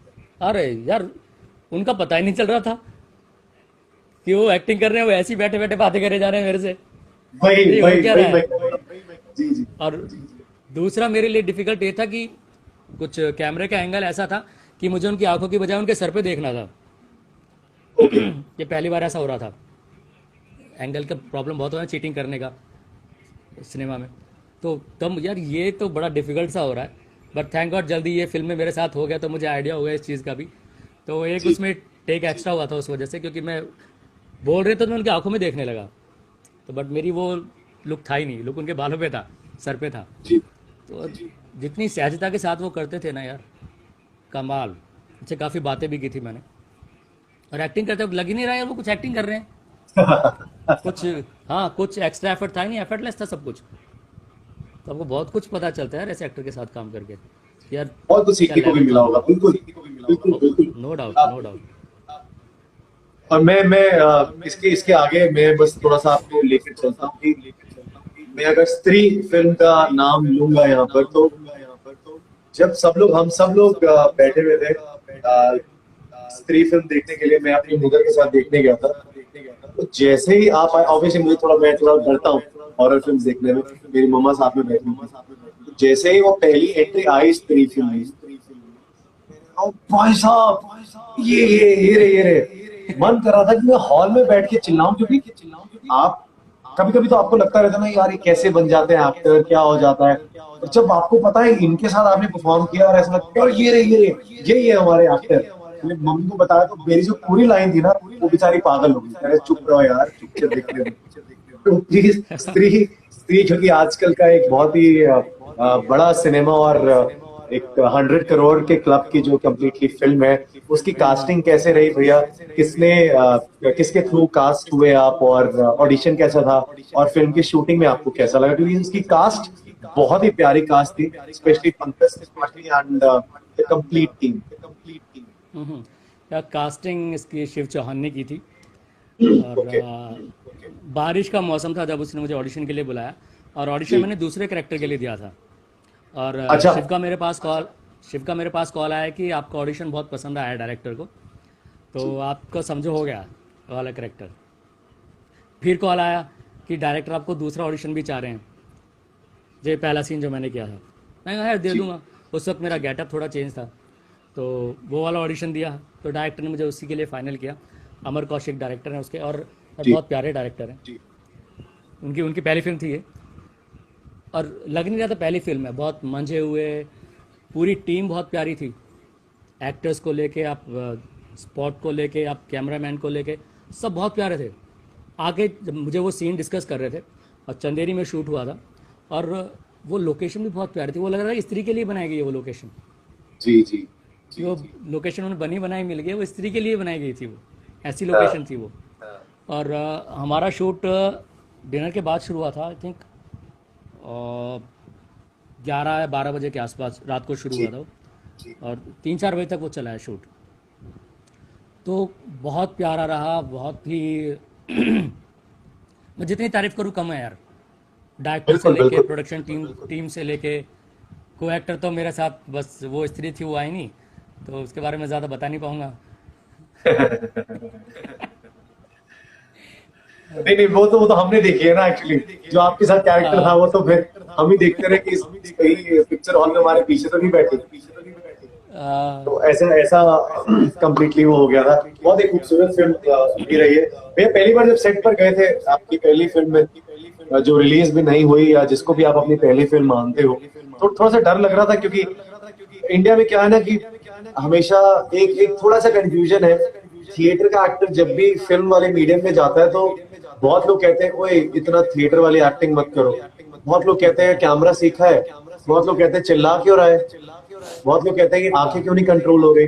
तो ये सब कैसे हुआ था? क्योंकि एफटीआई की अगर मैं बात करूं तो वहां पे लोग एक्टिंग और कैमरा सीख कर डायरेक्शन सीख कर जा रहे हैं, और थिएटर में ऑब्वियसली हर चीज की ट्रेनिंग होती है। लेकिन फिर भी ये बातें सुनने को आपको भी मिली थी, और आपने कैसे ओवरकम किया अगर सुनने को मिला? नहीं यार, मुझे कभी नहीं मिली सुनने को ये चीज़ें कि आप ओके लाउड हो रहे हो या नहीं हो रहे हो। और एक्टर में थोड़ा सा दिमाग का 0.0000001% भी इस्तेमाल कर लेना तो उसे भी सुनने को नहीं मिलेगी। ओके वो एक्चुअली हम थिएटर में ऑब्वियसली लाउड बोलना होता है यार, सैकड़ों लोग बैठे होते हैं, तो अभी जैसे हम बात कर रहे हैं उस तरह से बात नहीं कर सकते हैं, हमें थोड़ा फोर्स जी लगाना पड़ेगा, प्रोजेक्ट करनी पड़ेगी जी वॉइस, नेचुरल है। लेकिन जब आप ऑडिशन दे रहे होते हैं या शूट कर रहे हो तो आपको एक्टर को उस वक्त ये ध्यान में होना चाहिए कैमरा लगा हुआ, मुझे माइक लगा हुआ है, मुझे कितना बोलना है मुझे पता है। हम जब जनरली भी बात कर रहे होते हैं, हम 4 लोग भी बात कर रहे हैं तो उतनी आवाज़ उतना ही वॉल्यूम होता है हमारा जितना 4 लोगों को सुनाई दे। जी हम उतना तेज़ नहीं बोल रहे थे कि 10 लोगों को सुनाई दे। Very true. जब 10 लोगों को बोलना होता है तो हम उतना प्रोजेक्ट करते हैं। तो ये बहुत सिंपल सा लॉजिक है ये। मुझे नहीं लगता शायद सुनाई पड़ता होगा कि एक्टर लाउड हो रहा है या नहीं हो रहा है। मुझे अपने करियर में कभी ये सुनने को नहीं मिला यार लाउड जा रहा है, जी तुम्हारी आंखें इधर उधर टहल रही हैं। नहीं, जी मेरी एक फिल्म है गांधी द साइलेंट गन, जी बहुत प्यारी फिल्म है यार, मेरे दिल के बहुत करीब है वो मूवी भी। वो 33 मिनट की शॉर्ट मूवी है, गांधी और नाथुराम का कॉन्वर्सेशन है उसमें, जिसमें मैंने नाथुराम प्ले किया और उसके लिए मुझे बेस्ट एक्टर का अवार्ड भी मिला है। जी तो जी बिल्कुल। जी जी बिल्कुल। और 2011 की मूवी है वो, आई थिंक 2011 में बनी थी। तो उसमें आप देखोगे बस बैठ के बातचीत है, उसमें कहीं आपको नहीं लगेगा यार मैं चिल्ला रहा हूँ या वो कर रहा हूँ। और तब तो इतना एक्सपीरियंस भी नहीं था मुझे मूवीज़ करने का कुछ। जी मेरी वो सेकंड मूवी थी, जन्नत से पहले वो शूट हुआ है उस मूवी का। जी जी तो ये है, तो जिनको ये है वो थोड़ा सा अपना दिमाग इस्तेमाल कर लें बस, वो एक्टर, कि भाई आप कैमरा लगा हुआ है, आपको माइक लगा हुआ है, तो चिल्लाने की ज़रूरत क्या है। वेरी फ्रेम ट्रू आपको वेरी पता ट्रू। है, इतना डायरेक्टर ने बता दिया। अरविंद सर भी बात बोलते हैं यार कि आप अगर स्टेज को भी देखो ना, उसमें कैमरे की आपको काफ़ी चीज़ें मिल जाएंगी। जो स्पॉट लाइट है वो आपका फ्रेम है, आप स्पॉट से बाहर गए, आप फ्रेम से बाहर गए, आपका चेहरा गायब। क्या बात है। आप तो सर भी बहुत सारी चीज़ें बता देते हो, एक्टर सुने तब ना। तो यही है, लाउड वाउड कुछ नहीं है यार। आप आप बस थोड़ा सा दिमाग खोल के देख लें कि क्या कर रहा हूँ, एटमॉस्फेयर क्या है। जो एक हम एक्ट में इस्तेमाल करते हैं अक्सर कि आपका एटमॉस्फेयर क्या है यार, सीन क्या है, आपके पास क्या क्या कैमरा भी रखा हुआ है, आपका को एक्टर है चाहे वो, तो आपके सामने ये चीज़ें नहीं आएंगी। जी आपको जी आंखें घुमाने की ज़रूरत नहीं पड़ेगी यहाँ। अगर आप आंखें घुमा रहे हो तो ज़रूर कोई कन्फ्यूजन है, आप डरे वेरी ट्रू हुए हो, वेरी ट्रू ऐसी कोई चीज़ होगी। Very true. क्योंकि एक अगर एक आप कॉन्फिडेंट, हाँ, जी नहीं नहीं प्लीज प्लीज आप कंप्लीट कर दें। अगर आप कॉन्फिडेंट हो तो यार फिर आंखें इधर उधर नहीं जाएंगी। वो आपका डर, आपकी कमी आपको इधर उधर लेके जाएगी आंखों को।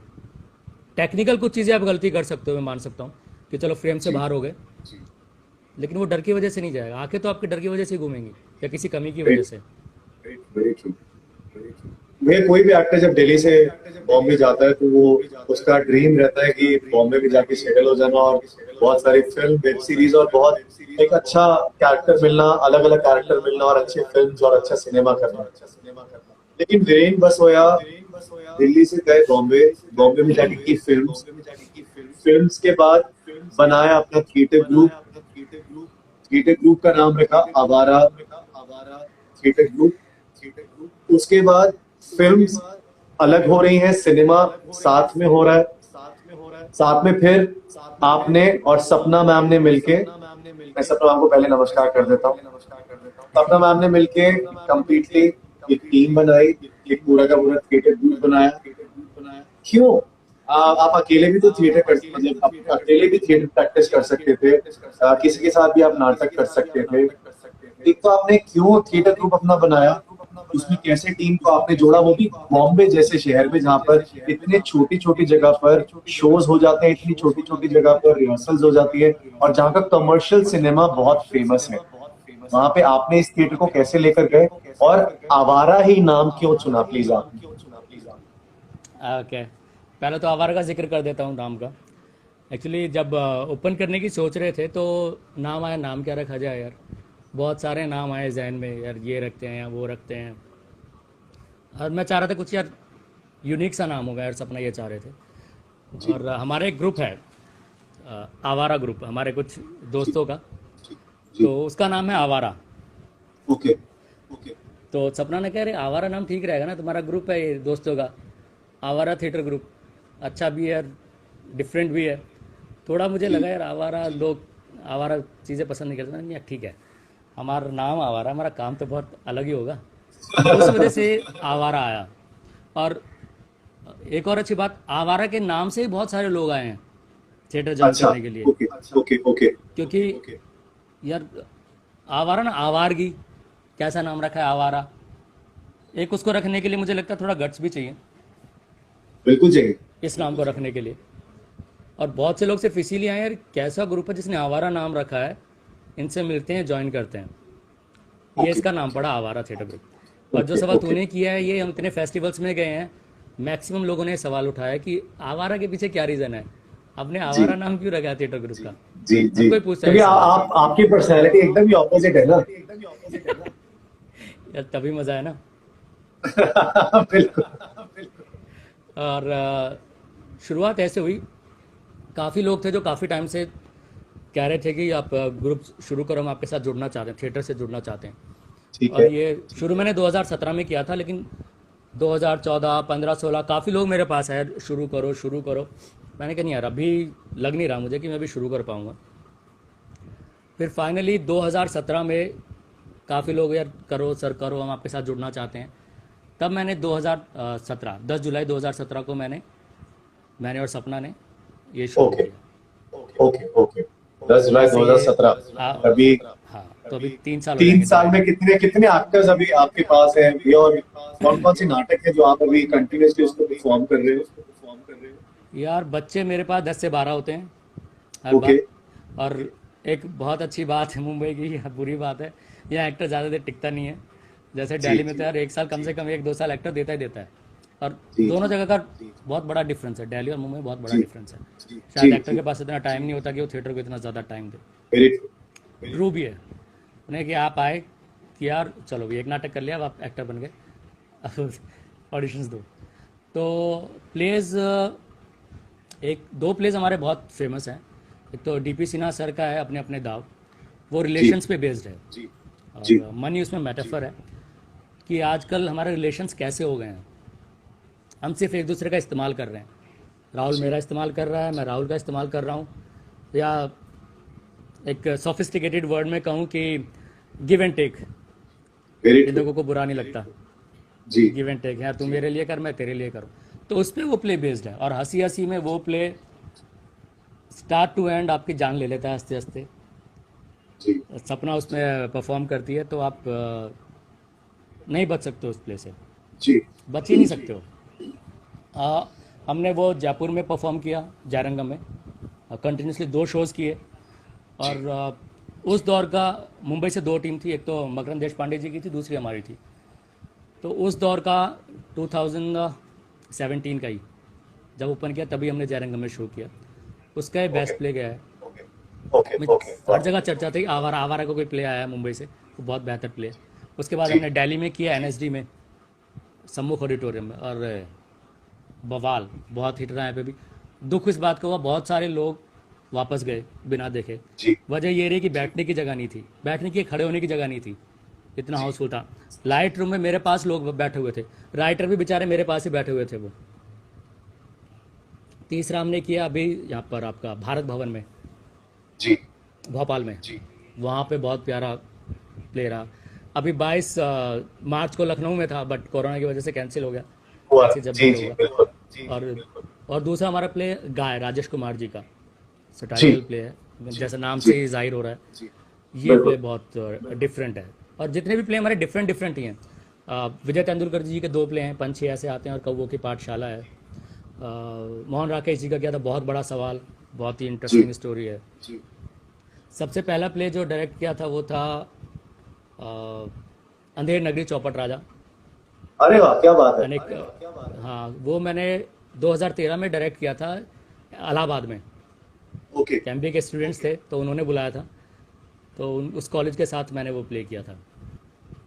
तो ऐसे कितने कितने बड़े बच्चे थे 7-8 वो? प्लेज हैं, वो एमबीए के स्टूडेंट्स थे। अरे वाह क्या बात है। और अंधेर की चौपड़ राजा कमाल नाटक रहा होगा। अंधेर नगरी चौपट, अरे बवाल मचा दिया। बस पहली बार वो लोग कर रहे हैं, और सिर्फ 9 दिन में वो प्ले किया उन लोगों ने, सिर्फ 9 दिन में। जी जी जी जी जी और महेश भट्ट साहब का वो किया था, बात निकलेगी तो, वो भैया बेकार, मैं एक तो उन्हें वो एक प्ले बात आपसे एक बात आपसे करना चाहता हूँ। आई थिंक सौरभ पाल भी यहाँ पर आ गया है। मैं सौरभ को नमस्कार कर देता हूँ। अभी मैं बजरंग भैया से थोड़े दिन पहले बात कर रहा था, तो बजरंग भैया ने मुझे बताया कि ऑब्वियसली ये नाटक में डायलॉग भूलने का और ऐसी बड़ी सारी सिचुएशन आ जाती है। भैया ने बताया कि तो शाम के साथ और आप लोग अम्बेडकर और गांधी नाटक कर रहे थे, इसका कुछ करेक्ट जिक्र किया था उन्होंने। क्या हुआ था स्टेज पर, अगर आपको थोड़ा सा याद आ रहा हो उस नाटक यार, में? वो अक्सर कभी भी जिक्र हो जाता है उस बात का, जब हम लोग बैठते हैं तो। लखनऊ में थे शायद हम, तो अम्बेडकर गांधी चल रहा था, पहली बार ही शो, ये पहला शो ही कर रहा था शायद तोशाम। तो जैसे ही वो डायलॉग कुछ बोलने को होता ना, ये करता और फिर हाथ नीचे, मतलब भूल गया।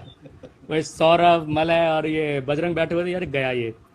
फिर चलो प्ले आगे बढ़ा, फिर उसका कुछ डायलॉग आया, फिर उसने बोलना शुरू किया, फिर हाथ ऐसे किया, फिर डाउन।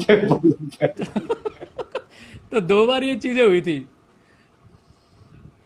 तो ये उसका किस्सा, बहुत बहुत हंस रहे थे हम लोग शो के बाद। पूरी स्टेज पर हाँ, एक किस्सा मैं अपना बताता हूँ। हम लोग आर्ट फैकल्टी में शो कर रहे थे दिल्ली में। मैं बुद्ध का कैरेक्टर कर रहा था, मलय मेरे शिष्य का कर लहरों रहा के था। राजहंस नाटक लहर नहीं नहीं, ये दूसरा है। नहीं अच्छा अच्छा, ओके। ये दूसरा है, तट निरंजना था आई थिंक। ओके तो मैं तो उसमें क्या होता है कि जो आनंद होता है, मलय जो होता है, वो मुझसे सवाल करता है और मैं महात्मा बुद्ध हूँ, मैं अपने शिष्य को जवाब दे रहा होता हूँ। तो मलय ने 2-3 सवाल किए, उसके बाद सवाल नहीं आ रहे मेरे पास और मैं उसे देख रहा हूँ तो वो ऐसे देख रहा है मुझे, ब्लैंक। मैंने कहा ये गया। अब उस दौरान मैं ही खुद सवाल कर रहा हूँ और मैं ही खुद जवाब दे रहा हूँ, जी सवाल कर रहा हूँ, जवाब दे रहा हूँ और बार बार उसकी तरफ देख रहा हूँ कि शायद उसे कहीं से हिंट मिल जाए कि अब उसका डायलॉग है, अब उसे सवाल उसे करना है, मुझे नहीं करना है। तो मैं करता रहा, सवाल भी करता रहा, जवाब भी देता रहा। इतना बड़ा प्ले कितनी देर तक खींचा मुझे खुद ध्यान नहीं है। और जी हिंदी, प्योर हिंदी, उसमें आप इम्प्रोवाइज़ भी नहीं कर सकते हो एक्स्ट्रा, जैसे हम रोज़मर्रा की भाषा में कर लेते हैं। बिल्कुल। तो नहीं आ रहा, उसे ध्यान नहीं आ रहा। मैं हर क्वेश्चन आंसर के बाद उसकी तरफ देखता कि उसे शायद ध्यान आ गया हो, लेकिन वो ब्लैंक। उसको लास्ट डायलॉग ध्यान आया कि आप समाधि ले लो, उसका लास्ट डायलॉग होता है वो, वहाँ पे प्ले ख़त्म है। मैं अब ये कहाँ पहुँच गया, आधे प्ले को ख़त्म कर दिया। फिर उसे वापस लाया, फिर चला और वो ब्लैंक ही बैठा हुआ है। जी जी मुझे आज तक, मैं सर को भी मैंने बोला, सर मुझे इसकी वीडियो तो दिखाओ मैंने क्या किया है, क्योंकि जो मैं उसके क्वेश्चन भी मैं खुद से कर रहा हूँ और जवाब भी मैं खुद दे रहा हूँ। तो जी जी वो एक इम्प्रोवाइजेशन मेरे लाइफ का बहुत बड़ा इम्प्रोवाइजेशन था। जी मज़ा, मलय का चलो वो था, मान लिया, बट मेरे लिए वो चीज़ देखना बहुत ज़रूरी था। और जब लास्ट उसने लिया, दोबारा डायलॉग लिया, ध्यान आया, वो लास्ट का ध्यान आया, आप समाधि ले लो। तो उसके बाद मैं जी जाके पीछे जी स्टेज पे जाके समाधि ले लेता हूँ। फिर आता है मलय का स्पीच, वो 8-10 लाइन का स्पीच है।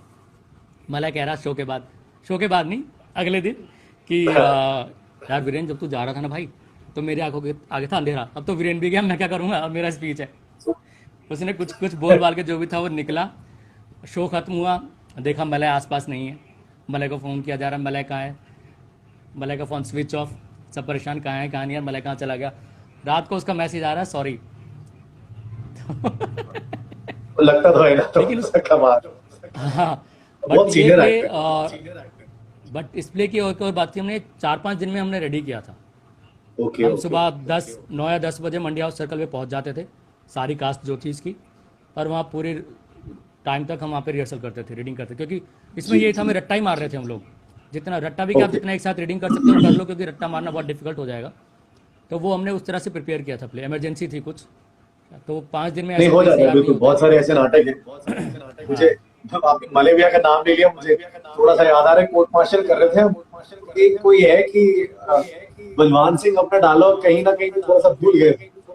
उन्होंने एकदम से अपना अच्छा, एक डायलॉग बोल के कंप्लीटली हाथ खड़े कर लिए थे। एक हिस्ट्री है सूरज सिंह जी के साथ, दीपक बचानी सर आते हैं तो उसकी एक छोटी सी कहानी, ये सब लगा रहता है। इसीलिए इसलिए तो ये एक्टर्स है सारे के सारे, किसको उठाते हैं यहाँ से, किसी को यहाँ से उठाते हैं, और ये चलता रहता है।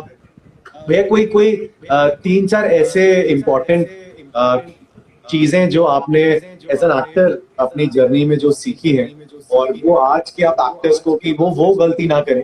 हो सकता है वो गलती कहीं आपसे हुई हो अपने करियर में, कि ये जो एक्टर्स आप थिएटर करना सीख रहे हैं, या जो आपके साथ भी थिएटर कर रहे हैं, सबको मालूम है कि क्या करना है, बहुत सारी चीजें उनको नहीं मालूम कि क्या नहीं करना है। उनके बारे में आप थोड़ा सा अगर शेयर कर पाओ। यार एक सबसे बड़ी गलती जो मैंने की थी वो था हेल्थ को लेके।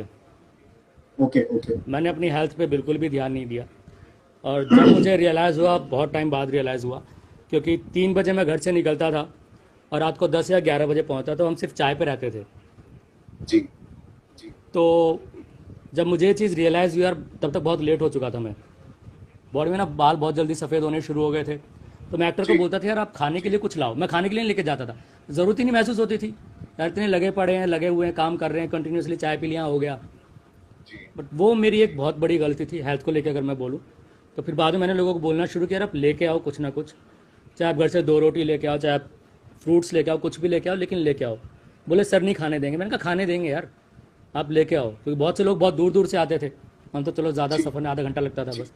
तो वो रखना बहुत ज़रूरी है, और आपको आगे बढ़ने के लिए भी हेल्थ का अपना ध्यान रखना ही पड़ेगा। हेल्थ है तो आप हैं, अदरवाइज नहीं है। अब आ जाते हैं एक्टिंग को लेके। सर जो चीज़ें बोलते हैं, हाँ एक चीज़ बोलना चाहूँगा सबसे पहले, आपको कोई अप्रिशिएट कर रहा है या क्रिटिसाइज़ कर रहा है तो उसे ना अच्छे से समझो। किसी ने आपको अप्रिशिएट कर दिया तो आपको हवा में उड़ने की ज़रूरत नहीं है, किसी ने आपको क्रिटिसाइज़ कर दिया तो डिमोरलाइज्ड होने की ज़रूरत नहीं है। जी आपको वो चीज़ एनालाइज खुद से करनी पड़ेगी कि राहुल मेरी तारीफ़ कर रहा है, वास्तव में कर रहा है या वैसे मुझे चढ़ा रहा है। राहुल मुझे क्रिटिसाइज़ कर रहा है, मुझे गिराने के लिए कर रहा है या वास्तव में मुझे क्रिटिसाइज़ कर रहा है। ये चीज़ हर एक्टर को समझनी पड़ेगी। सर भी आपकी तारीफ़ करते हैं, तारीफ़ लो, उसे भी एनालाइज करो। और सवाल, सर भी अक्सर जिक्र करते हैं सवाल, आप सवाल करो यार, डरो मत। मैं भी अपने एक्टर को ये बोलता हूँ, सवाल करो, डांट पड़ जाएगी कोई बात नहीं, सवाल करो। आपका सवाल करना बहुत ज़रूरी है। आपका एक सवाल निकल गया, आपको आंसर नहीं मिला, तो उसके रिलेटेड जो आगे सवाल आएंगे उनको आपको किसी का आंसर नहीं मिलेगा, जी जी क्योंकि पहला ही क्लियर नहीं हुआ है। आपका एक क्लियर नहीं हुआ तो 20 पे कैसे पहुँचोगे। जी। और जी बारीकियों पे काम करना शुरू करो। जो सर अक्सर न्यूएंसेस की बात करते हैं वो समझ में बहुत देर से आती है, मुझे खुद बहुत देर से समझ में आई है। चीज़ों को, हर बारीक से बारीक चीज़ पे काम करो। डायलॉग्स याद हो जाते हैं, कोई बड़ी चीज़ नहीं है, हम इतनी रीडिंग करते हैं तो डायलॉग्स ऑटोमेटिकली याद हो जाते हैं। उन चीज़ों पे काम करो, आपके न्यूएंसेस पे काम करो, अपने एक्सप्रेशंस पे काम करो। वो बहुत ज़्यादा ज़रूरी है, क्योंकि हम यूनिक हैं एक दूसरे से, है ना, सब यूनिक है ना, कोई एक जैसा नहीं है। जी तो हमारी चीज़ें भी, हमारे एक्शंस भी थोड़े कुछ यूनिक हो सकते हैं ना। और जो हम रियलिटी की बात करते हैं, नेचुरलिज्म की बात करते हैं, वो आपका उस वहीं से आएगा, जो मुझे जी लगता है जी कि मैं अपनी छोटी छोटी चीज़ों पे काम करूं। मुझे कोई कैरेक्टर मिला, उसकी मैं हर बारीकी पे काम करूं, कॉस्ट्यूम से लेके उसके बैठने से उसके उठने तक, उसके हेयर स्टाइल से लेके, ये कॉस्ट्यूम और हेयर स्टाइल ये आउटर लुक हो गया, जी ये बहुत इजीली हम कर लेते हैं। इनर लुक, उसका बैठना, उसका बोलने का तरीका, उसके हाथों की बनावट कैसी कैसी होगी। जैसे वो अवस्थी का अगर मैं जिक्र करूं जी तो जी वो सारी आप छोटी छोटी चीज़ों पे आप ध्यान देना शुरू करो। एकदम से आपको ब्लास्ट करने की ज़रूरत नहीं है। जिस दिन आप छोटी छोटी चीज़ों पे काम करना शुरू करोगे, उस दिन ऑटोमेटिकली ब्लास्ट हो जाएगा। जी जी जी हाँ, और एक चीज़ और, आप अपने खुद की प्रिपरेशन भी करो। आप अपने मोनोलॉग्स प्रिपेयर करो, शूट भी करो, देखो क्या कमी लग रही है, क्या नहीं लग रही है, कन्विंसिंग लग रहा है या नहीं लग रहा है। सर को दिखाओ, सर से बात करो। आपको लग रहा है कोई सीनियर एक्टर आपको सही सलाह दे सकता है, उससे बात करो। जी वो ज़्यादा ज़रूरी है। तो ओवरऑल थिएटर भी कर रहे हैं, किसी को सिनेमा में भी जाना है, टीवी पे भी जाना है, क्योंकि जब हम जाएं तो डायरेक्टर ये ना बोले भाई किस एक्टर को पकड़ बिल्कुल के, बिल्कुल इसे कास्टिंग डायरेक्टर को खुश हो जाना चाहिए, यार ये एक्टर मैं भेज रहा हूँ, ये मेरा नाम ही करके आएगा, अपने डायरेक्टर का नाम ही करके आएगा, लोग जी किस थिएटर ग्रुप से है। जी तो वो चीज़, आप छोटी छोटी चीज़ों पे काम करो। आपको लगता है रीडिंग में डिफ़िकल्टी है, आपको रीडिंग पे काम करो। शब्दों को सुनने की जो बात करते हैं सर अक्सर, उस पर काम करो। आधे से ज़्यादा स्पीच तो हमारा सुनने से क्लियर हो जाता है यार, बहुत फैक्ट है। न्यूएंसेस पे काम करो, आप बैकग्राउंड पे काम करो, सब टेक्स्ट पे काम करो। जो हम इन्वॉल्व होते हैं इन चीज़ों में, वो इन्वॉल्व होने के लिए सिर्फ डायलॉग ही नहीं चाहिए होते हैं। आपका उस ओवरऑल एटमॉस्फेयर क्या है उस जगह का, जहाँ जो भी आपका कैरेक्टर है, उस कैरेक्टर की जगह का, आपकी पर्सनल जगह का नहीं, वो क्या, आप सबको बारीकी से नाप लो, एक एक चीज़ को। तो हर जगह ये छोटी छोटी चीज़ें आपकी मदद करेंगी। और न्यूएंसेस तो बहुत ज़रूरी है आपका देखना। जैसे इरफान साहब की बात करूं, वो भी चले गए यार, मेरे पसंदीदा एक्टर में से एक थे वो। तो जैसा था ना, सिर्फ बोलना उनका यार, और उन बोलने के पीछे कितनी सारी बातें वो समझ में आ जाती थी ऑडियंस को। सिर्फ उनका बोलना ही काफ़ी होता था, ऑडियंस, हाँ, उन्हें कुछ एक्स्ट्रा चेहरे से देने की ज़रूरत ही नहीं पड़ी कभी। जी यार हाँ, कुछ अलग से कुछ ओवर रिएक्ट करें या, तो वो है। तो जब आपको सारी चीज़ें होता है ना कि मैं, हाँ, ये चीज़ आ गई, ये चीज़ आ गई, ये चीज़ आ गई, तो आप वो अर्जित कर रहे होते हो वो सारी चीज़ें अपने पास। उससे आपका एक एक्टर जो वो बिल्ड हो रहा होता है इन सारी चीज़ों से। वो सारे हथियार एक्टर के पास होने चाहिए, तो ज़रूरत पड़े तो उन चीज़ों को निकाल सके। और जो बारीकियों की मैं बात कर रहा हूँ, वो तो आपको हर चीज़ में चाहिए ही चाहिए। चाहे आप एक्ट कर रहे हो विदाउट डायलॉग, चाहे आप एक्ट कर रहे हो, वो न्यूएंसेस, वो बारीकियाँ आपको आपके कैरेक्टर में होनी चाहिए। जी। और कमाल है ये आखिरी वाली बात तो कंप्लीटली एक मास्टर क्लास हो गई और इतने इम्पोर्टेंट आप शेयर कर गए कि जितने भी हम सभी देख रहे हैं उनके लिए सीखने के लिए बहुत बड़ी चीज है। एक जाते जाते एक चीज बस भैया कि एक ही गेम खेल रहा हूं मैं आपके साथ और उसमें एक ही मेरा क्वेश्चन है आपसे बस। आप जैसे भी उसका आंसर करना चाहो और सब देख रहे हैं वो खुशी होंगे। अ, Sapna Basoya ma'am as an actor on stage या फिर एज अ लाइफ पार्टनर, दोनों में से कौन ज्यादा आपको इन्फ्लुएंस करता है?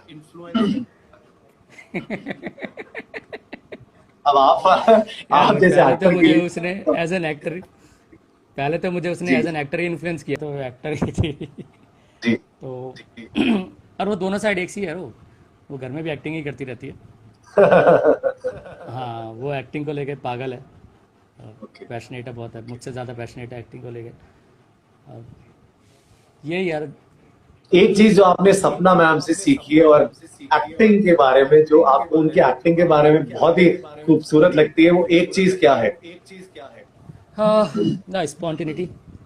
ओके। हाँ, वो उसमें कूट कूट के भरी पड़ी है। और जी। दूसरी बात, हम एक दूसरे को क्रिटिसाइज भी बहुत करते हैं जब एक्ट कर रहे होते हैं साथ में। वाह तो वाह वाह। मैं कर रहा था, उसे कुछ सही नहीं लगता है, नहीं वीरेन ये मज़ा नहीं आ रहा, इसमें सही नहीं है, ऐसे करो।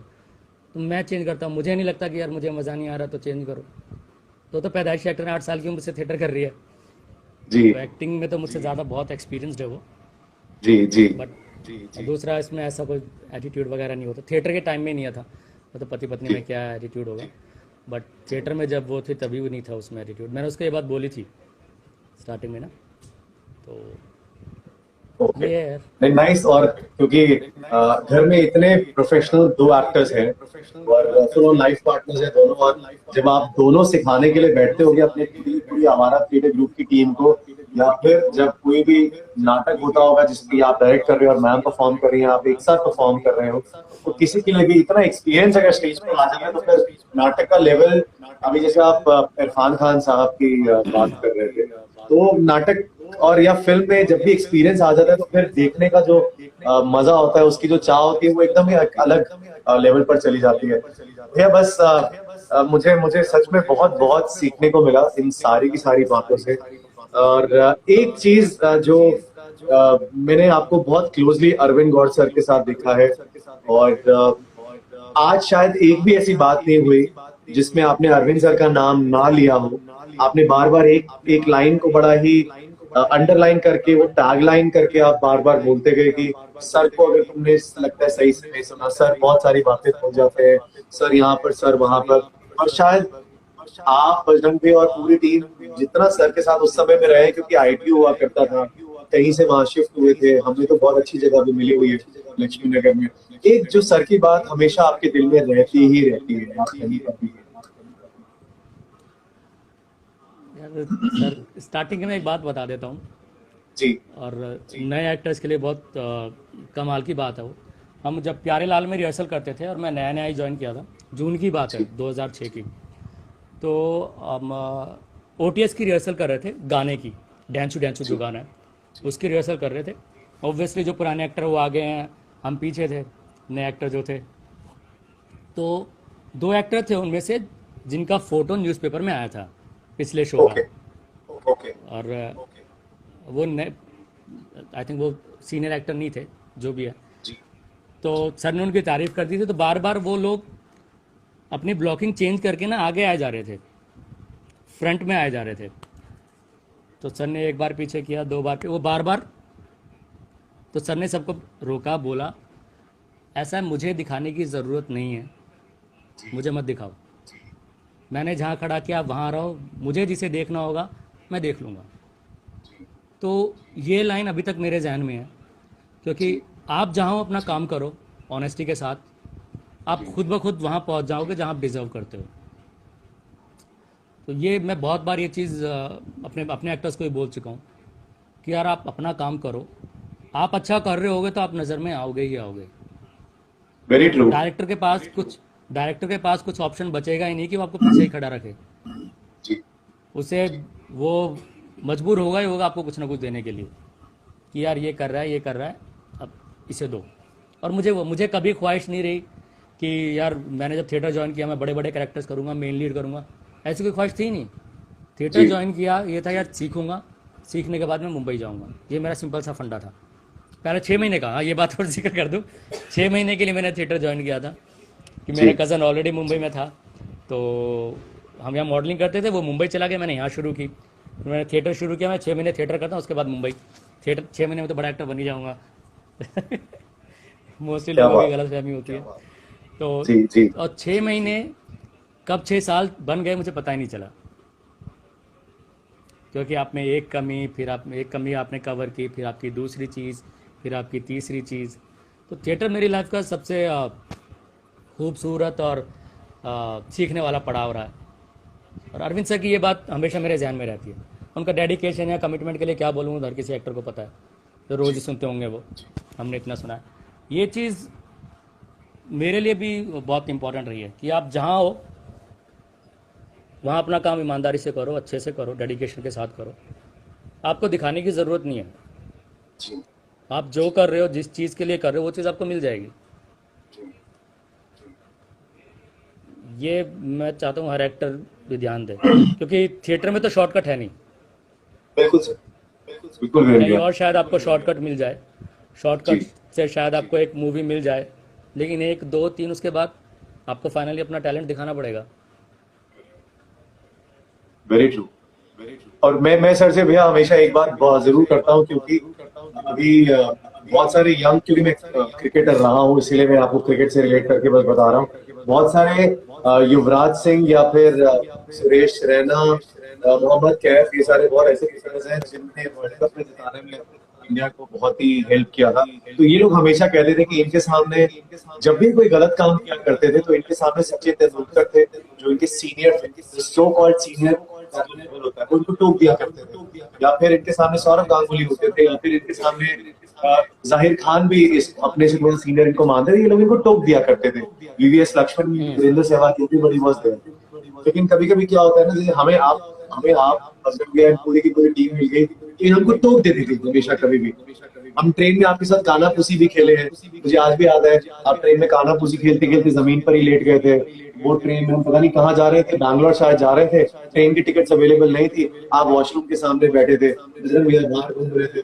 एक बार कुछ और हो गया तो ट्रेन रुकवानी पड़ी, सर बाहर चले गए लड़ने के लिए, फिर बजरंग भैया बाहर चले गए कि ट्रेन क्यों रोक दी, फिर सर के डर से उन्होंने ट्रेन भी चला दी। तो बड़े ऐसे किस्से हुए जिन्होंने हमें ट्रेन के सीखने सफ़र तो पर यार बहुत यादगार है। ट्रेन के बिल्कुल जो हम शोज़ बिल्कुल के लिए जाते थे वो तो भूल ही नहीं सकते हैं। जी जी बहुत इंजॉय किया हम लोगों ने वो जर्नी। और तब हम जब जूनियर थे ना, तब ज़्यादा किया हमने। जब फ्री होके जाते थे, गाना गाते जाते थे, सर आते थे, गाना मत गाओ, गला खराब हो जाएगा। सर गए, हम फिर गाना शुरू कर देते थे। तो मैं और बजरंग को गाने का बहुत शौक था, मुझे और बजरंग को, अभी भी है। जी जी। अरे आप बहुत बहुत हरकतें किया करते थे, हम सबके साथ ही किया करते थे। मैंने ट्रेन में आपको गिरते हुए देखा, लिटरली आपको गिरते हुए देखा, खूब अंताक्षरी खेलते हुए देखा है, पलक भूटानी एंड पूरी टीम के साथ बहुत मजे करते हुए देखा, और बहुत अच्छा वक्त रहा है। हमने बहुत सीखा है आपसे, क्योंकि हमेशा आप हमसे को करेक्ट करते रहे हो। भैया बस जाते जाते लॉकडाउन वाला पीरियड है और सब अपने घर पर है, आप वो एक मैसेज जो आप पूरी अपनी ऑडियंस को, अपने फैंस को, हमारे थिएटर के एक्टर्स को, जो भी आप कहना चाहते हैं। यार लॉकडाउन के लिए मैं इतना बोलना चाहूँगा, प्लीज़ ध्यान रखो, चीज़ें बद से बदतर मत करो।